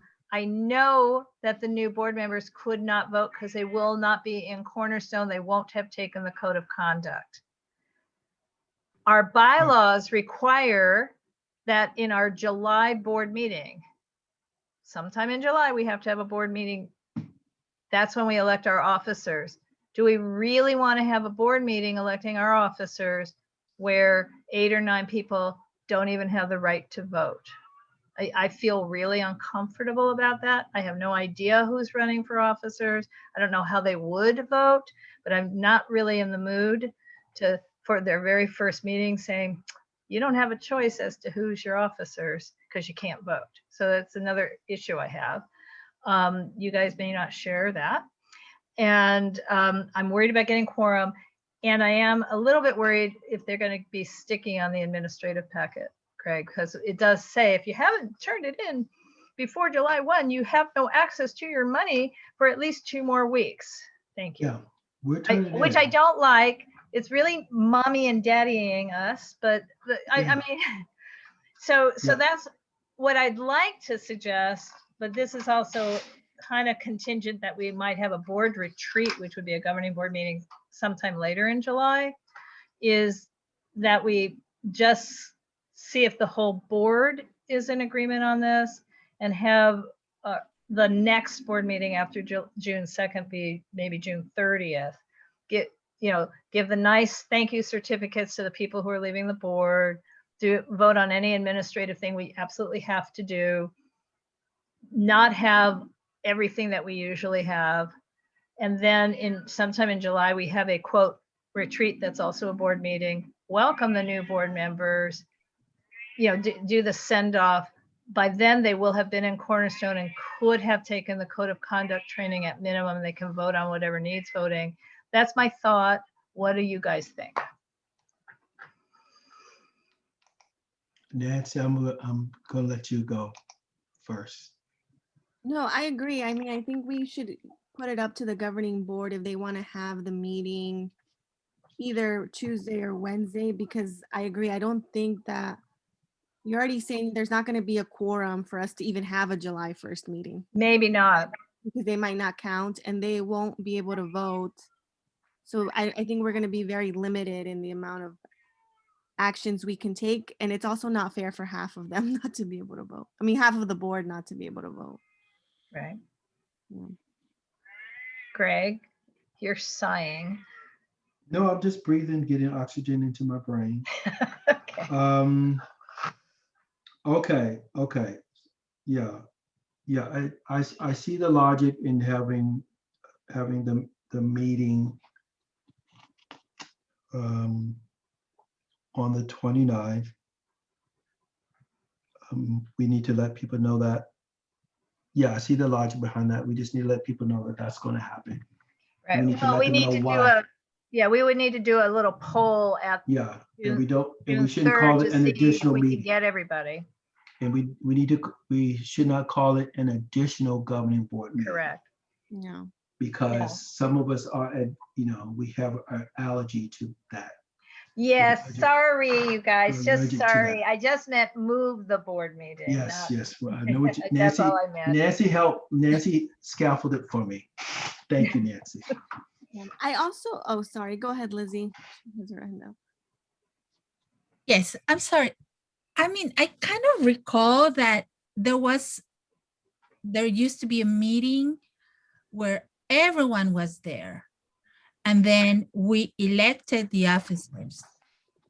And then the old board left and then the new board would sit.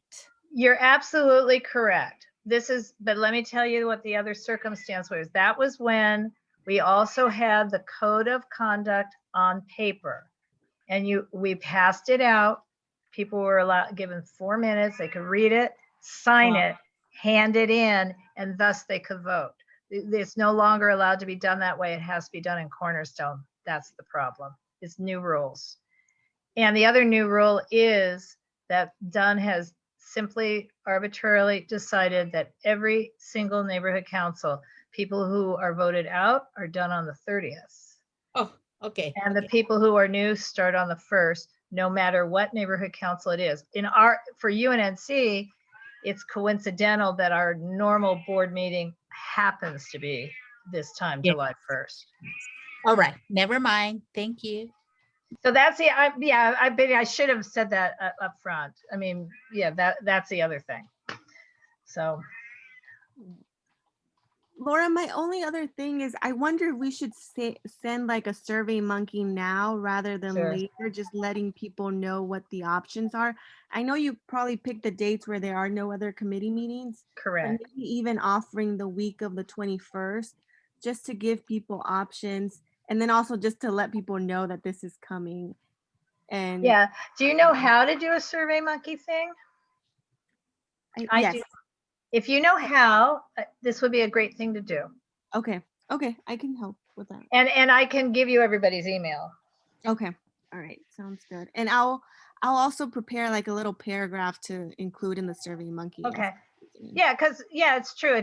I mean, it just doesn't matter. I mean, I do want to figure out how the heck, without the support that we've always had from Council District 10, we get the beautiful thank you certificates.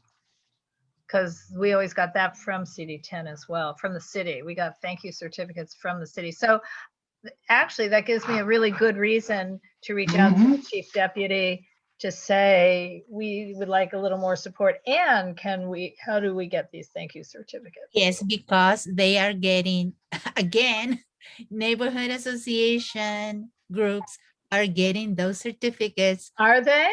Graduate students, yes. Oh, you're right.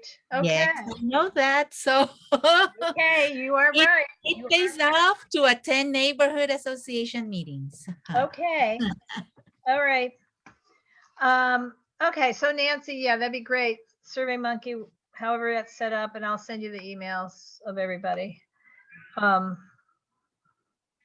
Because I think this should go blind copy, but to individual emails and not to the Empower, right? UNNC Yeah. and Empower LA.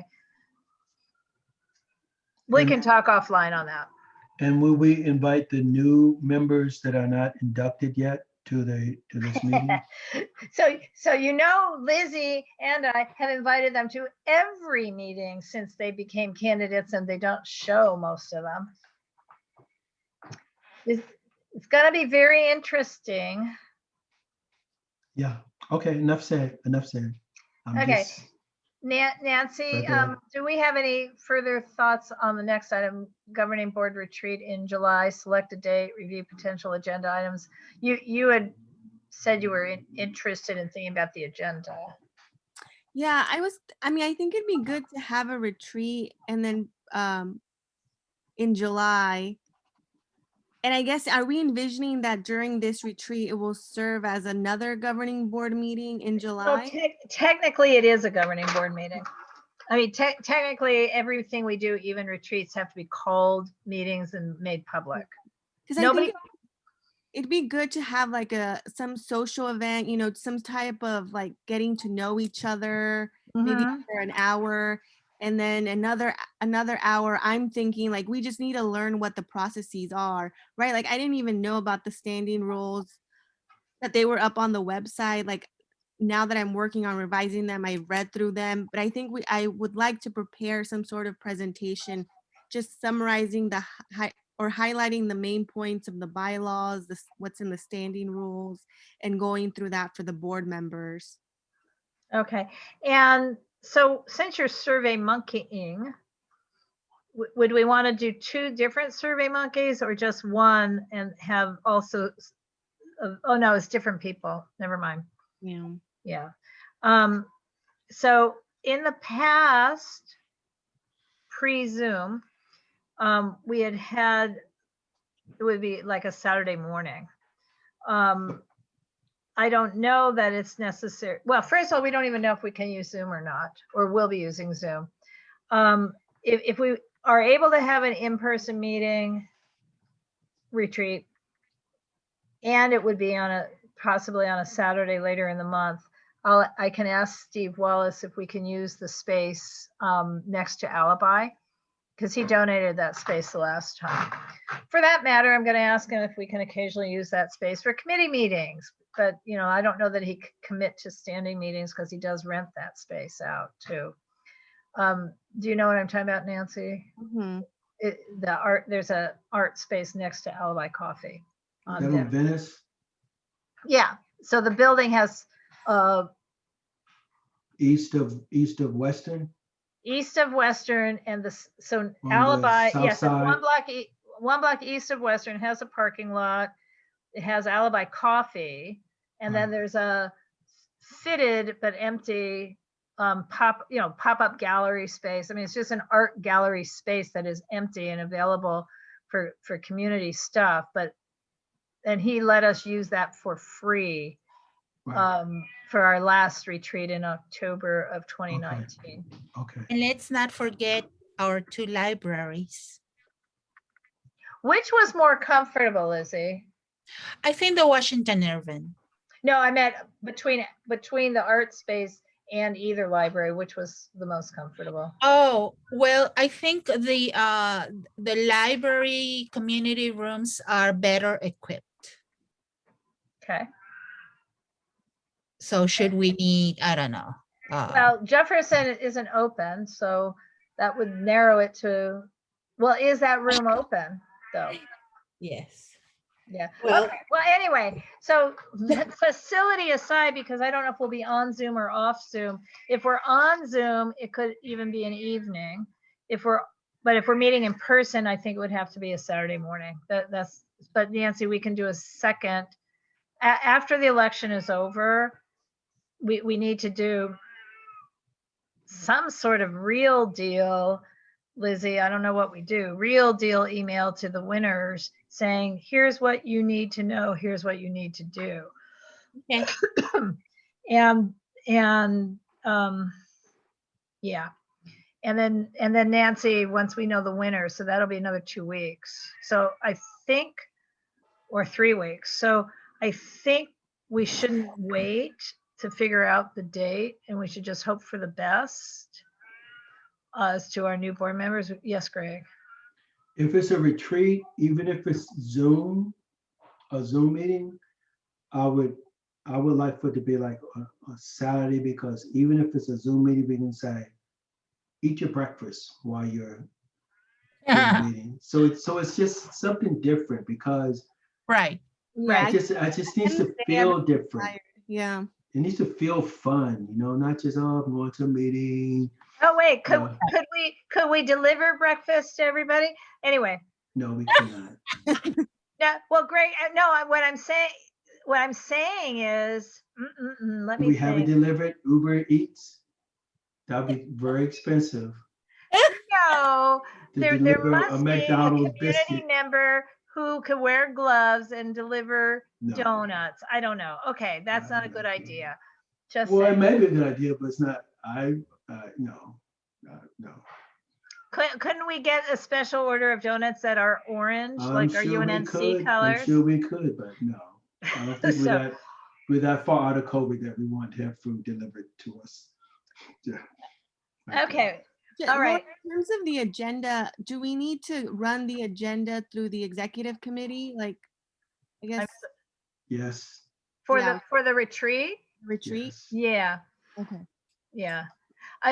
It's especially since, well, But not presented, right? Like I can do it via email, or does that Oh, have? yeah.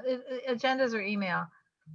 So what this would mean, though, I will say this: if we do it, if the governing board if our members are on board, as it were, to have a June meeting, 29 or 30th, and then sometime later in July on a Saturday, 24th-ish, even the 31st, have a retreat. So one thing on that agenda, the retreat agenda, would be selection of officers. Mhm.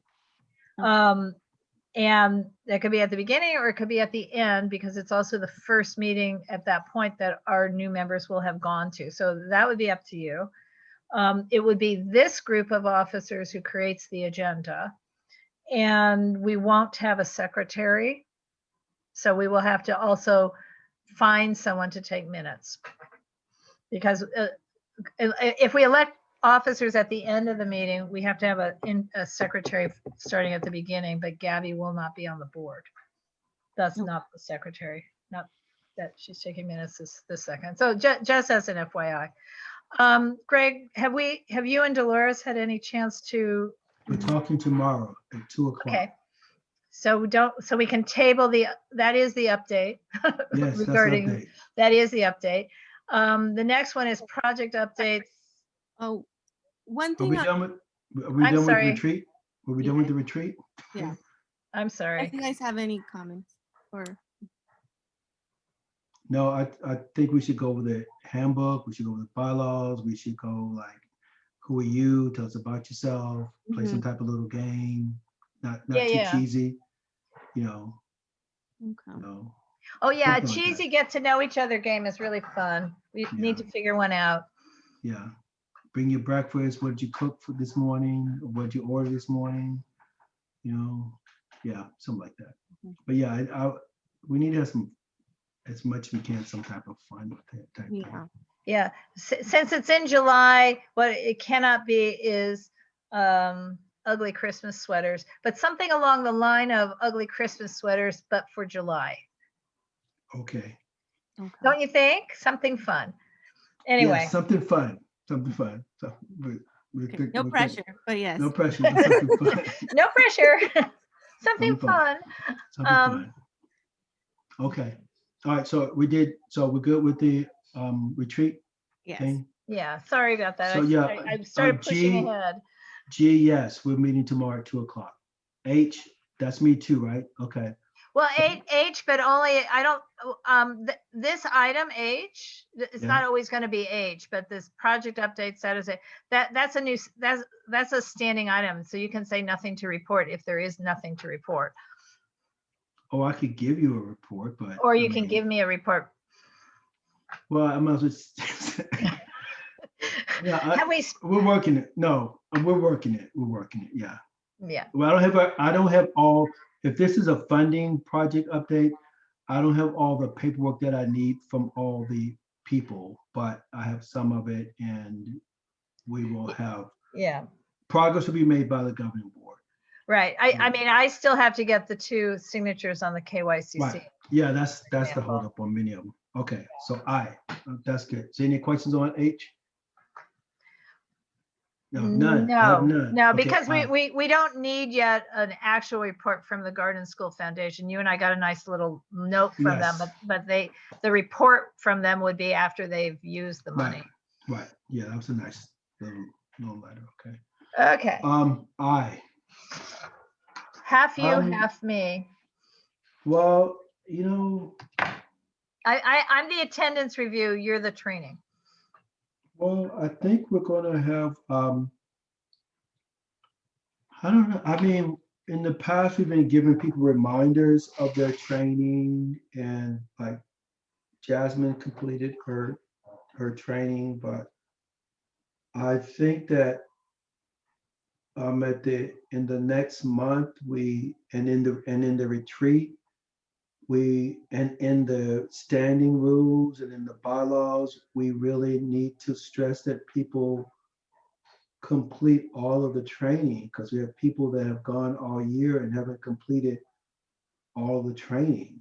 So I don't think that's good for Yeah. people to be on the board and not complete all the training. And I don't understand. I think we have facilitated it as much as we can for them. Maybe I should, and this is just me thinking out loud here. Maybe I should say, okay, on this Saturday, I'm offering a workshop of doing the training. Not that I can really do anything, but I've been just saying, okay, everybody log in and everybody do the training. So maybe that's something that we can do, because I don't think it's right that people have done the bare minimum of the training, which we have 3 required trainings that we need to do. So Well, especially since, and then I'm going to turn this to Nancy. Soon there's going to be 5. Right now there's 3, but it's about to change to 4 and then maybe 5. And Nancy, because you were addressing this with me earlier today on the standing rules. Yes. So, I mean, the standing rules say that, everyone has to complete their trainings within 4 months of being seated. And then if they don't complete it within 6 months, then the executive board can call the person to come in and move to remove them. I think we should do that. And Yeah.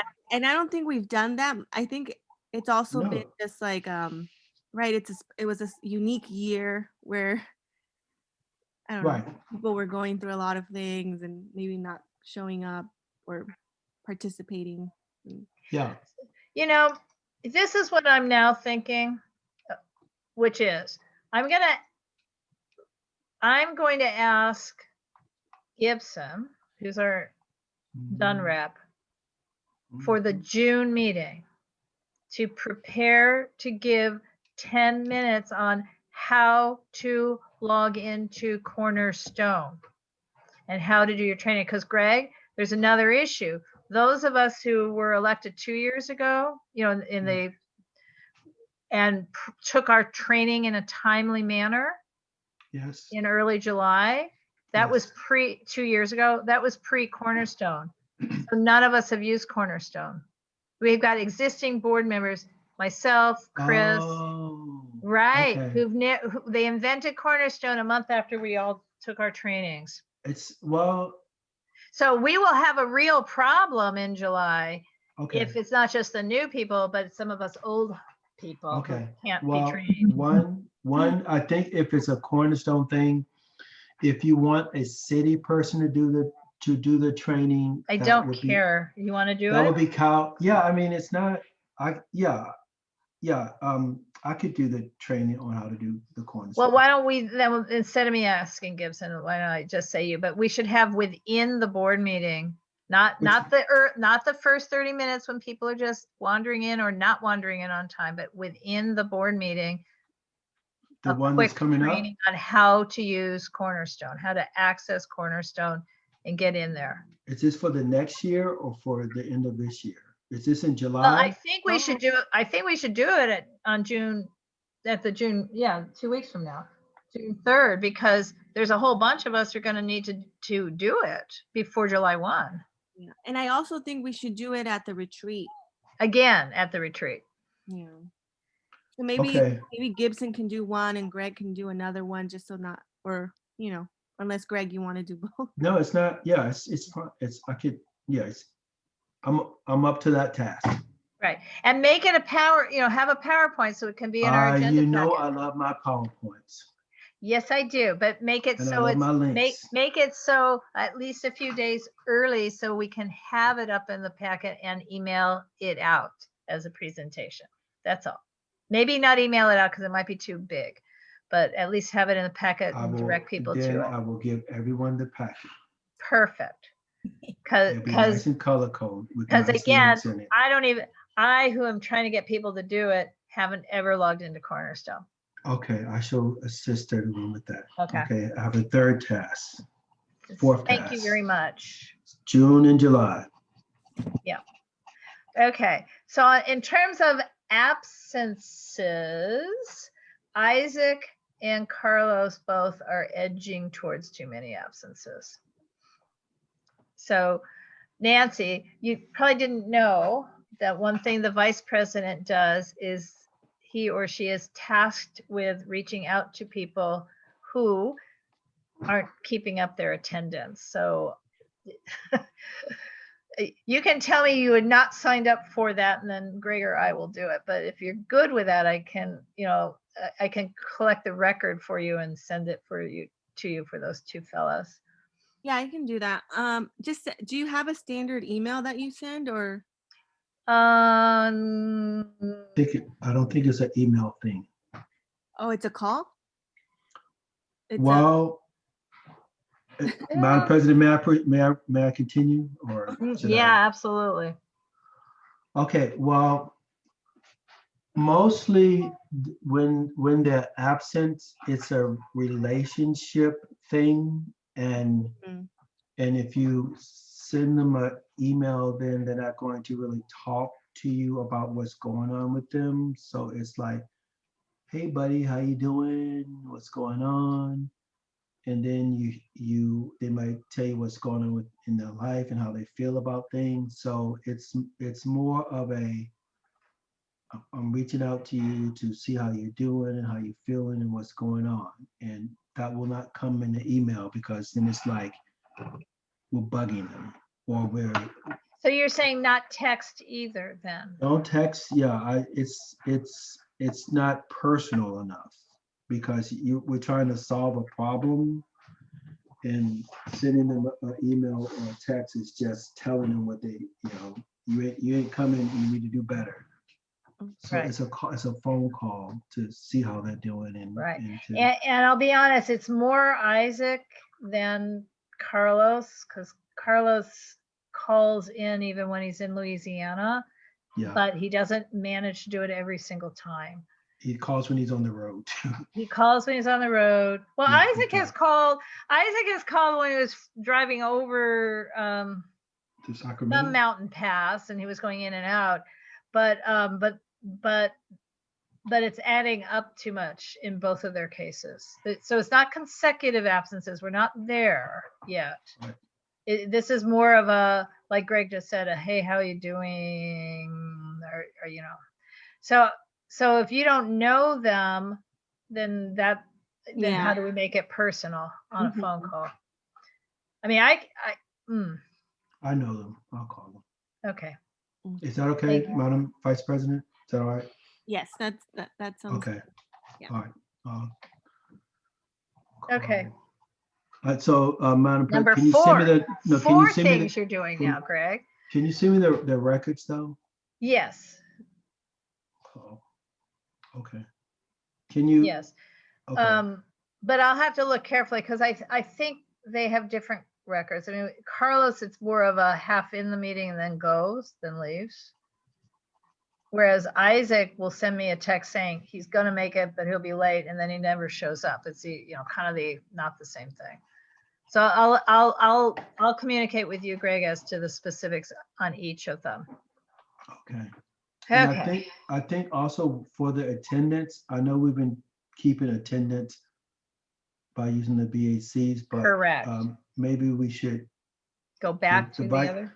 well give the Vice President the roster, like where she could keep attendance on that at the start of the meeting. Okay. So that would help her. If Yeah. she could, yeah. Yeah. So Nancy, you don't have the roster, right? No. Okay. Yeah. Well, that's an easy fix. Yeah. I should just But the check. roster itself is not a good place to take attendance on. I mean, I'm trying to figure out. We made a How we- spreadsheet. Well, the It's not- roster is a spreadsheet, but I'm pulling it up and seeing if it has a pay. Secondary pay. See, this is something the city provides. So sheet 1 is us, and just by the way, sheet number 2 is a completely unrelated neighborhood council. I don't know who any of these people. Oh, Hollywood Studio District. Yay. I don't know why we have that. So on the roster that I have, it's not really good for attendance because there's no place to take attendance, frankly. But if you give it to me, I can create a spreadsheet. I just need Yeah. Fine. the That list. I can do that. I can do that. And you just want me to take it at the beginning of the meeting? Like what at Yeah, see, that's the issue. How do we want to? But if they we take attendance at the beginning of the meeting, and then Absolutely. if they show up in the meeting, then we just change them to present. okay. Or I can do We can put tardy. We can late. put tardy. Yeah. or late. We- Yeah. Okay. Yeah, it's time they came Well, the in. But bigger issue at this point is people kind of mysteriously leaving. we don't hold that against them, Right. But what I mean is, right? We don't, because they were present. well, that was going to be my other question. That's a different issue. That's a quorum issue. But if they showed up, then they're marked present, and then if they showed up late, what I was doing as a secretary and kind of helping the vice president in the past was put tardy in the time they came in so that I know that they didn't vote on those items. But I guess we could put when people leave, but I think that's just too much. Okay. If we just do an attendance, if we just do an attendance. Or maybe do an attendance at the Right. beginning and then halfway through the meeting, check to see Right, who's still there. Well, I'll try to do that's too that. much work to me. can I just say, Greg and I, and then Nancy, you should be helping with this because you're getting more involved. We're keeping tabs all the way through the meeting because, when we lose the quorum, we have to finish the meeting. So last time, for example, we went from 17 to 13. And when we hit 13, it was like, okay, nobody else can leave. Just, you know, the minute anyone, I mean, we had to say it repeatedly, the minute anyone else leaves, we are ending the meeting. So we are kind of tracking attendance all the way through. But in the case of May 6th, the last meeting, it was just a matter of people leaving. We did not have late arrival. Well, we had a bunch of late arrivals, but once we started the meeting, we did not have any more arrivals. So, Okay. okay. So you should, So back to what do we define as attendance? Do we Bless you. not worry about the fact that Carlos attends but then leaves? no. Well, my opinion, I'm not saying. Yeah, I'm asking I your just said no, but I mean, to me, the attendance is two issues. Is one, the person receiving credit for being at the meeting. Mhm. If they showed up, they receive credit for being at the meeting. There's another issue, that's the quorum for the vote. So the purpose of the attendance roster is, well, it's multiple purposes, but the attendance roster is to give the person credit for being at the meeting. Yeah, The but I do secondary, think, oh, go ahead. the secondary is just to keep track for the secretary, so that they can know if someone was present for a vote or not. And then a third issue, tertiary, is the quorum, the issue of the quorum. But the attendance roster, I believe, is just to give the person credit for being there. Those are Nancy, my- you're about to say something. Yeah, I do think that they need to stay for at least I don't know what the right timing is, but you can't have, and I mean, I've done this for an emergency, but like where you show up and you're there for maybe 10-15 minutes and then you have to leave. Like, I don't know if that counts as attendance. Nobody does that. No one has ever done that. Well, Nancy just said she did it once. Whoa, okay. So, That's a rare thing. it's a rare- See, Nobody does that. But Nobody. there was an emergency. Okay, come on, Laura. Come That's on. different. Stop that. Yeah. Nobody does that. No one. yeah. It's too much work to. Well, it's not really that much work, but it's a hassle to log in and then say, okay, I'm gonna leave.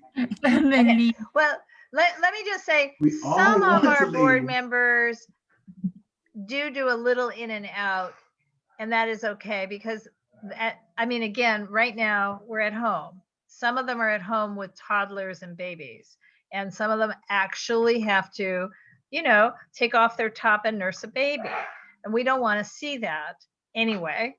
And sometimes they leave the room. So it's okay to be absent for a vote where it doesn't ding. But I also kind of feel, and maybe Nancy, this goes back to standing rules, that the expectation is not just that people attend, but they actually attend the full meeting, if at all feasible. However we say that in standing rules, no shall, though shalt, but I mean, something like that in the standing rules, but also at the retreat. Okay. Sort of explain that we know that these meetings can get long. We're doing our best. Like, we're already 17 minutes past the end time of this meeting, and I've already experienced the glare of the person who walked in and was like, "Why are you still here?" Why Me you in my sitting here house? where I am.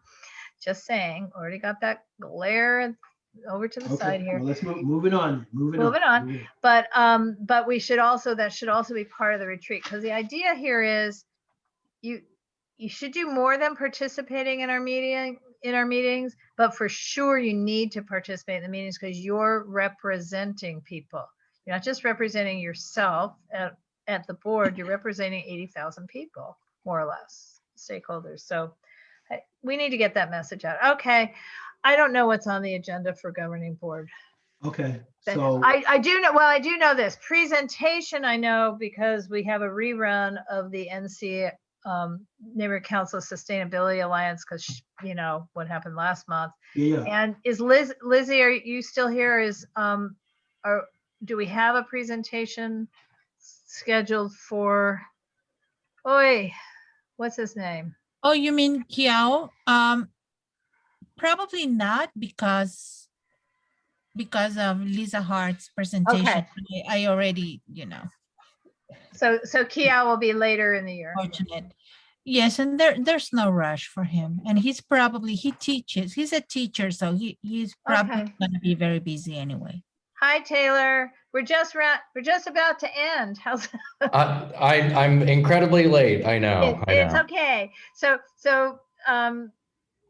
we're just talking about the governing board meeting, but I will update you that we got the item on the mobility and transportation committee is punted to planning and zoning and then to neighborhood council as a governing board to kind of figure out more definition and how they intersect and where it's going to fit.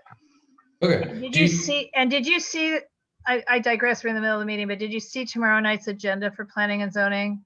All transit all the time. So I hope I will see you there. Yeah, I will do my best. So Okay. what time is it at exactly? 7:00. Okay. Do your best. As you know, I work for a Chinese company and I tend to work at night, unfortunately. Okay. All right. So folks, going back to item J, governing board agenda items. I don't know. I don't know if we have planning and zoning. I do know we have the budget administrative package, the whole administrative package, right? And then we'll have to vote it a second time if we have different financial officers for next year. We'll have to, if and when that happens, we'll do it again, right? Because that's part of it. Yeah. Payment rolls also, right? Sure, if that's required. Yeah. No, Nancy, we're going to have your update on the draft standing rules, but as a commentary, we'll have whatever planning and zoning cases. I don't think there are any, but I need to revisit that with John.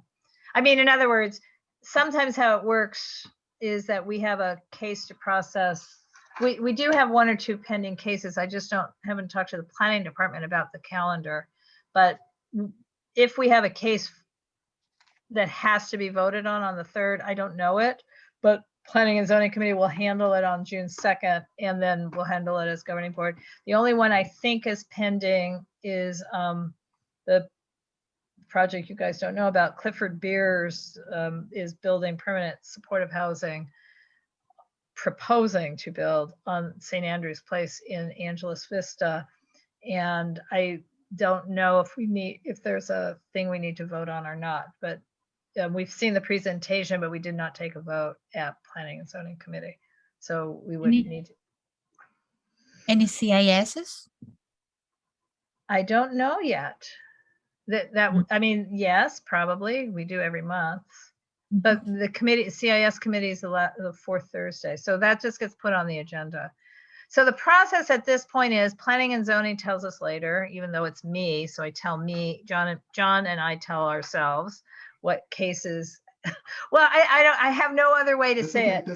I have no other way to say it. It's just that the planning department is once again finally beginning to hold their public hearings on cases. So, but they only need to notice them 21 days in advance. So what we try to do is keep in contact and say, what do you think? What do you think? What do you think? And hope that we schedule properly to the governing board and put it off. So at the moment, I've got nothing, but I might have something if the project on St. Andrew's Place needs a vote and needs it now. That's all I can say. I don't have knowledge. Should we move to K then? I'm sorry? Oh, should we move to K if we don't know yet for the government? Yeah. Can we? I'm happy to. Mm-hmm. Oh. Sure, why not? Okay, K, in the spirit of K, and moving on to the next item, I have some thoughts that I want to share on this item. Okay, may I, Madam Sure, President? absolutely. Okay, so one of the things that we're running into is that we were just talking about this. It's about when we hold our meetings and our meetings go so long, people have to leave, and we're in danger of losing the quorum. And so it's a mindset shift of, we all discuss items and we add our comments to items. But I'm wondering, how can we get the condensed version of it so we just say, we could just present the item and go on. And so some of those things might be like, for example, if we have a committee that's presenting something, and they have a recommendation, like my mindset is that you have a committee that gave us a recommendation, they're the experts in that area. And if they are the experts in that area, as long as they're not violating any rules, and, we don't need to litigate all the details that they present. So I don't, so that's part of the mindset.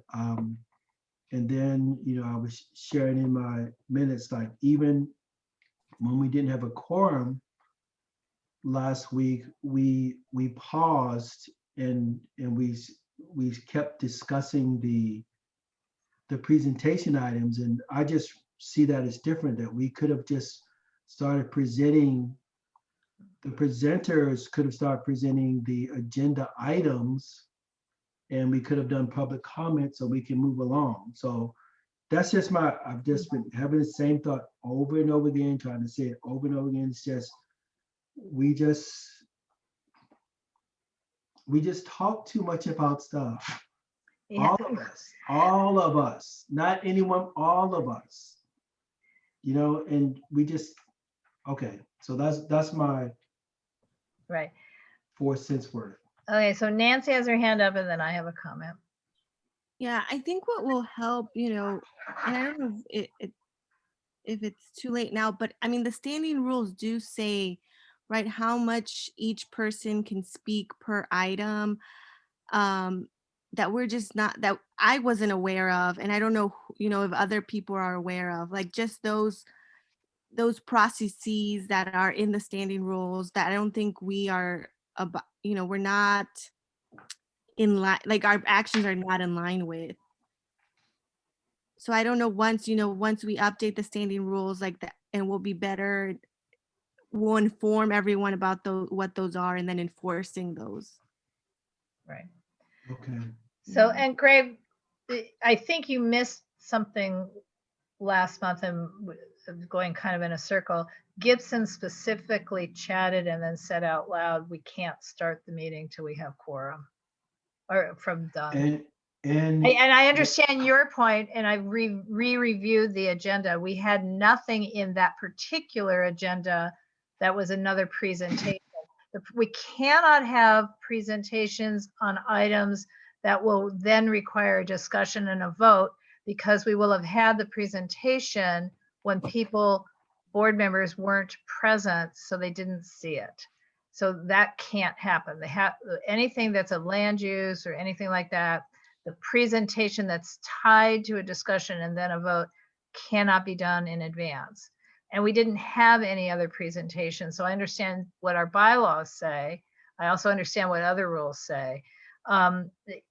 So one thing that's really clear to me is the reason we started, and it wasn't on Zoom, we've been doing this for 4 or 5 years, not every meeting, but for 4 or 5 years. The reason we started having the 30 minutes of presentation in advance of calling the meeting to order was to, when we were physically together, was to allow people to wander in that 30 minutes, to get their food, to put their stuff on the table, get comfortable, and be ready to start at 7 o'clock, right? Not to think about maybe arriving at 7 o'clock because they weren't interested in the presentation. So the same rule applies on Zoom, and we need to talk somehow to our board members about not doing that again, because we didn't have quorum till 7:15 this month, and we didn't have quorum till 7:07 the month before. And in both cases, that's just silliness when the doors open, as it were. The Zoom doors opened at 20 after 6. Okay, Lizzie, then Nancy, then Greg again. Yes, so I remember in the good old days when I first became a board member, there was some serious timekeeping with someone holding an iPhone or their phone with a timer and all that. So I think we need to go back to that system. And like I said, on Saturday, because I've been kind of watching Hugh, and he seems to be always trying to move things along. So I kind of asked him if he would consider being a parliamentarian timekeeper, and I think he's amenable to that. So just wanted to share that with you guys.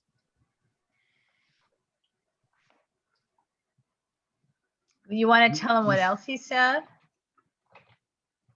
Oh, he said yes, Yeah. until until I fall asleep, unless I fall asleep. But yeah, he said he would be willing to do it.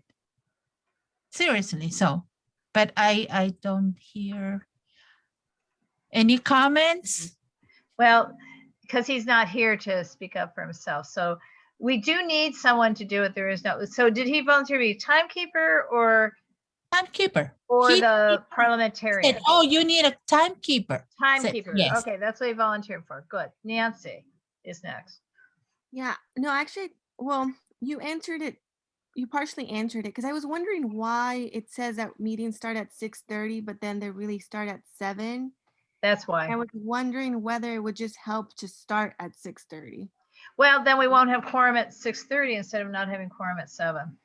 But I also think that we've kind of trained people to know that the meeting doesn't actually start till 7. Well, I that's mean, I don't log on until 7.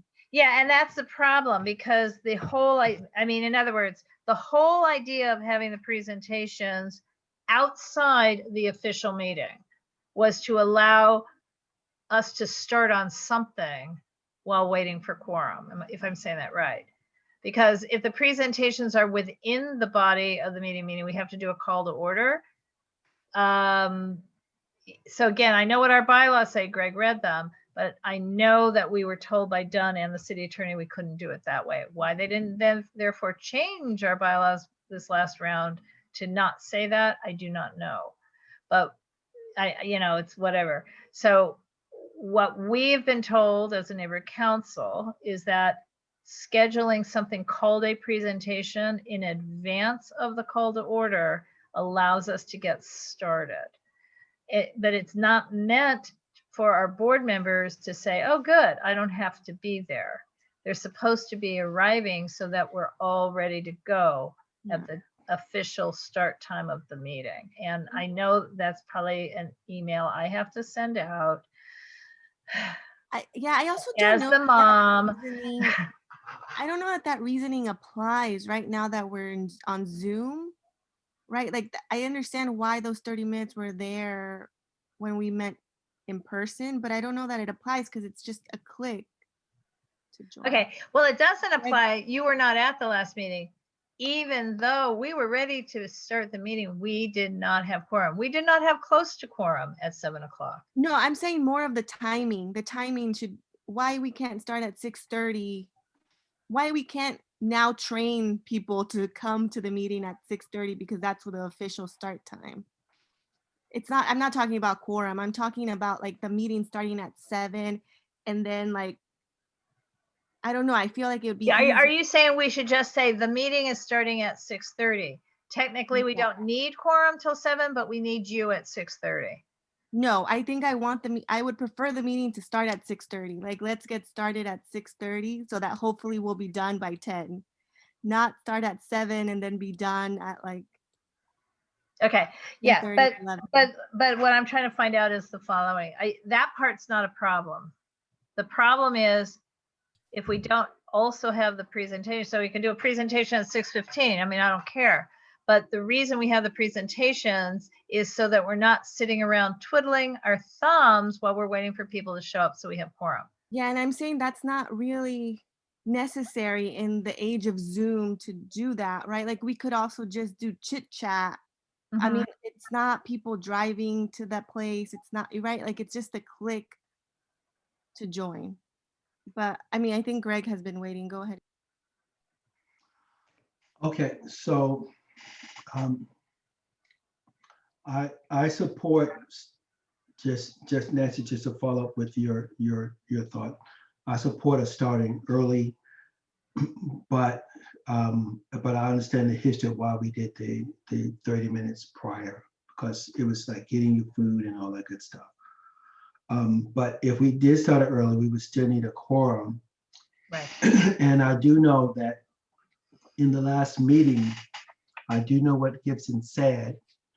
And I know he's like the boss, or he's our chain of command, or whatever, but I disagree with him because the rules as we've written them and the rules of any meeting is that if we don't have a quorum, we have specifically said that we would continue for 30 minutes.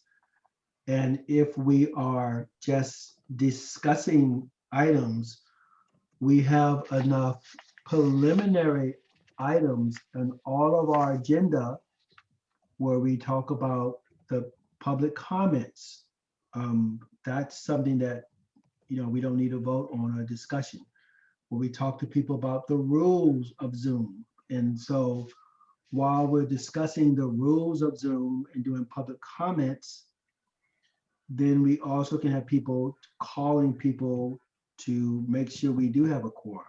So that's my only point, is that there are some items on the official agenda that we could start discussing that, yes, we should not address anything that we need to vote on, but there are always items that are just discussion items, presentation items that we could start discussing and present. We can't ask any questions on it according to the rules, but we can present them, and that way we could save some time. That's not the cure for all that ails us, but that would just be one technique to move us along. That's my point. And I do know that I'm going against what Gibson said, because Yeah. I just don't.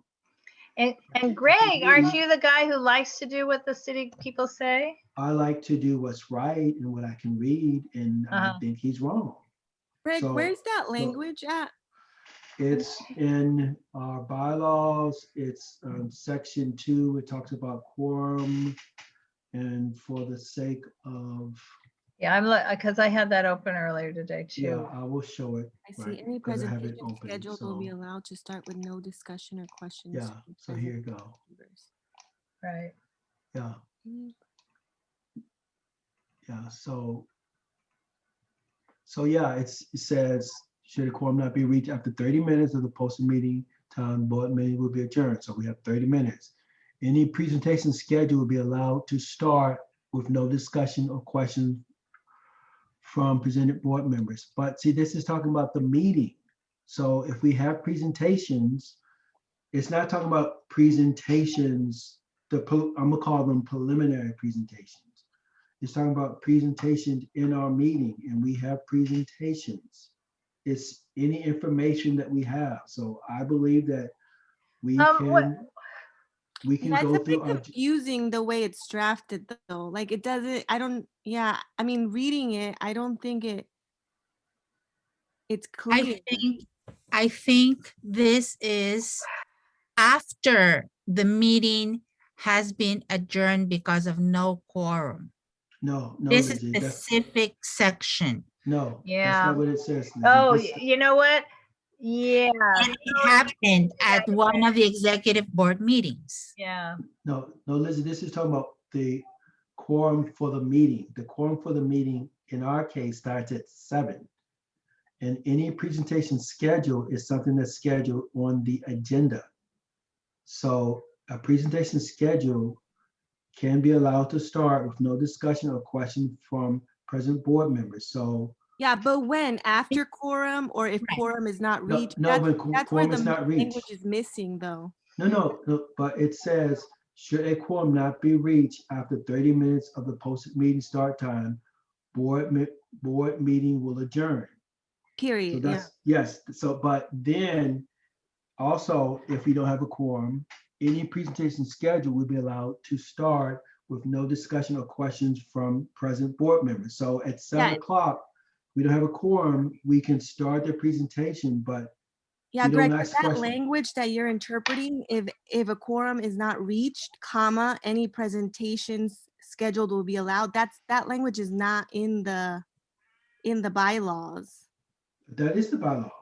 No, This the is way that you're reading it, right? You're interpreting it you're interpreting it to read, if quorum is not reached, comma, any presentation scheduled will be allowed to start with no discussion, etc. Okay, so let me That read. language is not there. So let me read it without that. It says, board meeting will be adjourned, period. Okay. Any presentation schedule will be allowed to start with no discussion or questions from present board members.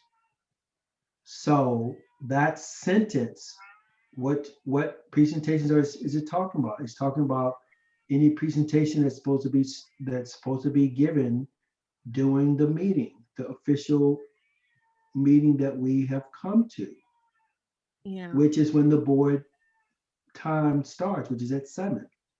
Okay, In pre- I'm sorry, Greg, because So you're anyway, I'm showing us done. a thing that shows changes. Do you know in the final what page that would be on? Because I'm looking at the final, the It's PDF. page 6. It's page No, I 6, section 2. No, I can pull that one up too, but no. Yeah, I just I pulled up see that it. one. Yeah, so Greg, you're looking at that to, your interpretation of that is we sit around for 30 minutes, then it's adjourned, then we have presentations? No, Or are you no, looking at to I'm read? saying that while we are, okay, there's several things that should be happening. We decide we don't have a quorum. We should, in the interest of time, there should be people calling people, which we do, We call do. people to get people there. But while we're doing that, we should look at our agenda and say, do we have any presentations that can be given that's just information? For example, the thing that comes mostly to mind is just saying this is we're Zoom meeting and the rules. So we talk about the rules of the Zoom meeting. And if we have anything on the agenda which is just information, then that can just be presented while we're waiting, so people can, if we don't have a vote on it, if it's not Yeah. we can just present that because it saves times. It may require us to rearrange the agenda a little bit, but it will save us some time. But we can't even vote to approve the agenda Yeah. in And order Greg, to do that. And just from a corporate governance perspective, which is, similar to the way that we're being governed, that's just that's not possible, right? You can't even have the meeting until quorum is reached, Right. including the presentations that are included within the agenda items. I think this was one very not clearly drafted, but I can see how Lizzie's interpreting it, that once it's adjourned, if you already have people there to make the presentations, just people would just, I guess, Sit it around. would be permissible. But Yeah. even that, it's just not very clear as to what the intention was there. Right. And The other again, thing, Laura, that I realized is, if quorum is not reached after 30 minutes of the posted meeting, which is 6:30, right? 30 minutes is 7 o'clock. We Oh, were 7:30. supposed to adjourn. No, 7:30. right. No, so that's exactly, that is why, that is exactly why what we changed to some years ago was that presentation would be outside I the see. meeting so that the posted call to order is at a time. And it doesn't have to be 7 o'clock. I mean, we could have a posted call to order at 6:45, even though we're starting a presentation at 6:30 and hoping for the best that we achieve quorum. But what's happening is that the board members are saying, we don't have to go. So we're still at 7 o'clock hoping to get quorum. And that wasn't the intention. The intention was it allows you to be late. The presenter started.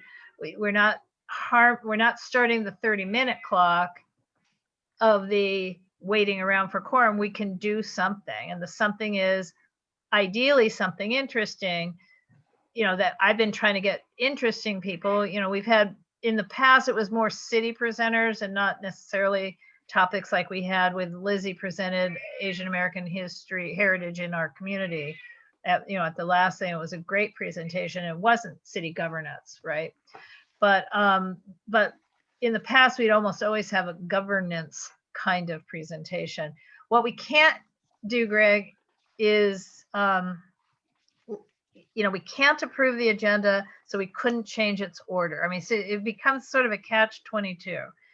And we could therefore only have scheduled in the first 30 minutes of any given agenda a bunch of talking heads, including public comments.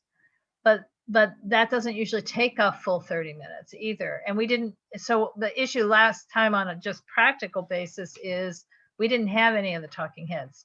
Even CD10 wasn't in attendance, which is what we were talking about. Why wasn't CD10 there? We didn't have anything of that sort available to us other than the public comments that you're referencing. Right. And the code of conduct, which actually probably should be, how we conduct Zoom meetings should probably be before any presentation. So my choices are, it seems, as just because now this meeting's an hour too long. Choices are continue with the idea of a presentation, but kick it off at 6:20 and call, I'm going to try and compromise here and say that the call to order is 6:45, which is not 6:30 nor is it 7, but start our presentations at 6:20 and hope for the best. Would that be a good compromise for the next meeting to see if that works? And an email, a straightforward and as nice as I can be, email to everyone on the board that says, please attend our presentations because No, people, they're not going to. Yeah, I think. Go ahead. Oh, go ahead, Greg. Well, it's been ingrained in us that the meeting starts at 7 Mm-hmm. and everything else is just preliminary. It's like the warm-up show. You're going to go see whoever you go to see at a concert. You don't want to see the warm-up show. And so we need a hard start time of saying the meeting starts at 6:30 or 7 or whatever time we choose for the meeting to start. Yeah. And I like the presentations that we had because they are informative, but it's extra stuff. But well, it's not always extra stuff. We're supposed to be learning about and communicating with government officials. Sometimes it's extra stuff. I don't mean extra in not important. I mean it's extra in the sense of, well, it's beneficial, but it's extra in the sense of it's not on our agenda. It's the thing is whatever time we have for our agenda, that's the important time to conduct our business. So anyway, okay, that's the point, was to discuss ways of making the meeting shorter. And so I think we've exhausted that topic. And a parliamentarian and a timekeeper will be important. And then going over, talking about things like this and doing the I want to call it convention, but doing the retreat will be helpful for us. Yeah. Okay. I agree with Greg. Like, I think we should just stick to 7 for the end till the end of this fiscal year, because that's what people are trained now to do. I do think we can add a note, make sure you're logged on by 6:55 so that we can start by 7, because we've had issues with quorum the last 2 meetings, etc. But maybe for the retreat or with the Survey Monkey, asking people, what time works for them best, 6:30, 6:45, 7, because then everyone, feels like they're making that decision together collaboratively, and they're invested in choosing the time, and then maybe hopefully right, they'll show up. Right. And then Greg, we could also, even if we decide that what we're going to do is literally say meeting call to order 6:30, but still have the presentation. But then what happens is if people want to skip a presentation and they dalliance with showing up late, we will have expended the 30 minutes and would have to adjourn. I mean, that's another. Yeah, I don't think that's a good idea. I don't think we should do, So that's not a good, I'm saying that's No. not a good idea. That That puts us- hybrid that would backs not, us into a not a corner. good idea. yeah. All right, and again, my concern is the fact that people have to leave. And so people are able to stay. So yeah, I think we need to think about it from that perspective. So we need to work on it on the front end so Right. that we get through stuff so people don't have to leave. Okay, I Right. think we've done that, Right. beat that subject enough. All Oh, right. So number Um, five, number Right. five. Taylor asked a question in chat. He could have just raised his hand, but the question is, or was, are there any consequences if people arrive late? Apparently not. So, We flogged them on. yeah, on the right. The second. consequences are to those of us who are on time. And I will say I had to sit in summer of 2019, we definitely had a board meeting where we never achieved quorum. And we sat and we sat. And then we also had dinner being delivered from Pollo Loco, and the Uber Eats driver stole the food and went somewhere and never to be heard from again. So we That was the new precedent. it was horrible. First board meeting. We flogged them on Saturday night. Right. No quorum. It was, yeah. There's no punishment. Good night, everyone. Good Night, night. Lizzie. So do we need it? Thank We you. don't really need a treasurer's report, do we, Greg? Well, I have a suggestion to support the secretary, is that we do have some money left that we use that for, to buy some staff, some temporary but staff last to help month, her. Didn't we vote no on that? Wasn't No, there? we didn't vote on that. Not vote, but wasn't there sort of a, no, we don't want to do that? That's because we didn't think we had money, but we kept out $1,000. I think it was because we didn't think it was appropriate, but you may be right. We I didn't, will we ask ended her. up tabling it, I will ask her if she wants that. right? I'll ask her this week if she wants Okay. that assistance. Yeah. So she don't have to worry about it. I will call her and ask her if she wants that. And then we have about $1,000, and maybe we can get some money, some work out of people for $1,000. Right. So Yes. in Nancy's and mine, reading the standing rules. Yes. The standing rules and nowhere else, there's no reference to, we must vote on a funding item here before we go to the board. It's our practice and procedure, but we don't have to take a vote now. On what? I mean, On in other words, you anything? can put it on the June agenda if she wants it, is what I'm trying to say. It just goes on without a vote. From the Okay, executive. I need to give that some thought. I know what you guys said you've read, but yeah, let me think about that, because I mean, in other words, our practice, and we have a lot of, as it turns out, practices that we've been doing for years and years and years and years that are not reflected in the standing rules. This would be one of them. right, but the All issue- funding items must be approved and at least to be forwarded to the governing board before they end up on a governing board agenda. No such language anywhere in our bylaws or the standing rules. Yeah. That doesn't mean it's Okay. not a good idea. I'm just saying, Yeah, I in a case just, like this, we have some leftover money. We don't know if we need to use it. Right. I'm personally not comfortable voting yes anyway. I don't like the idea, but that doesn't mean I'd say don't send it up to the board for a Yeah. decision. okay. I mean, I Multiple just thought- work so hard myself. I find it weird that we're gonna pay someone. Well. Yeah, but whatever. That's not, y'all, I know. what thing. Yeah. Yeah. Okay. Thank you, Taylor. We amen to that, brother. Okay, treasury report. What do you want to know? I mean, Nothing. we're I'm working gonna this go stuff. home. Yeah. Okay. I want to eat my dinner. No, I I do mean- need to say that I request to get the credit card information in sooner so that I could get the MERS report sooner. and that's what's holding me up. Like, You mean, the Facebook, it's always that Facebook charges on the yeah, last day whichever. of I the don't know. month. I don't know which one it is, but It's the Facebook. we're And always a so I've month asked, behind. I asked Raheem if he can change the date.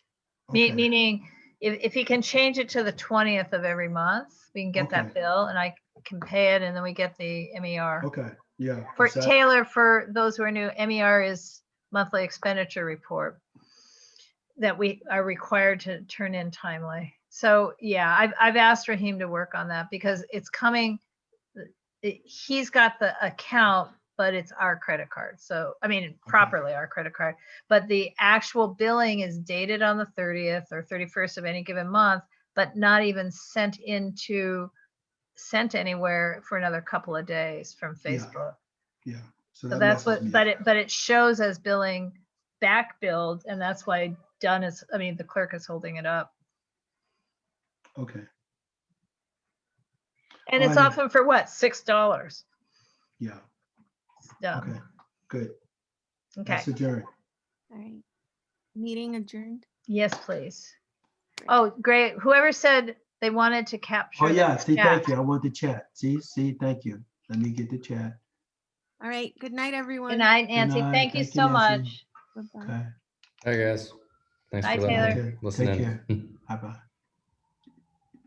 Show in folder. Got it. Got it. So Greg, just FYI, Yeah. I don't know what the future will bring, but I'm considering volunteering to be secretary next, staying in execs because I have Okay. a financial officer, but maybe that will solve our minutes problem. Just FYI. Okay. That sounds good. I mean, I have no idea who's running for president, All right. Me either. right? Well, not me.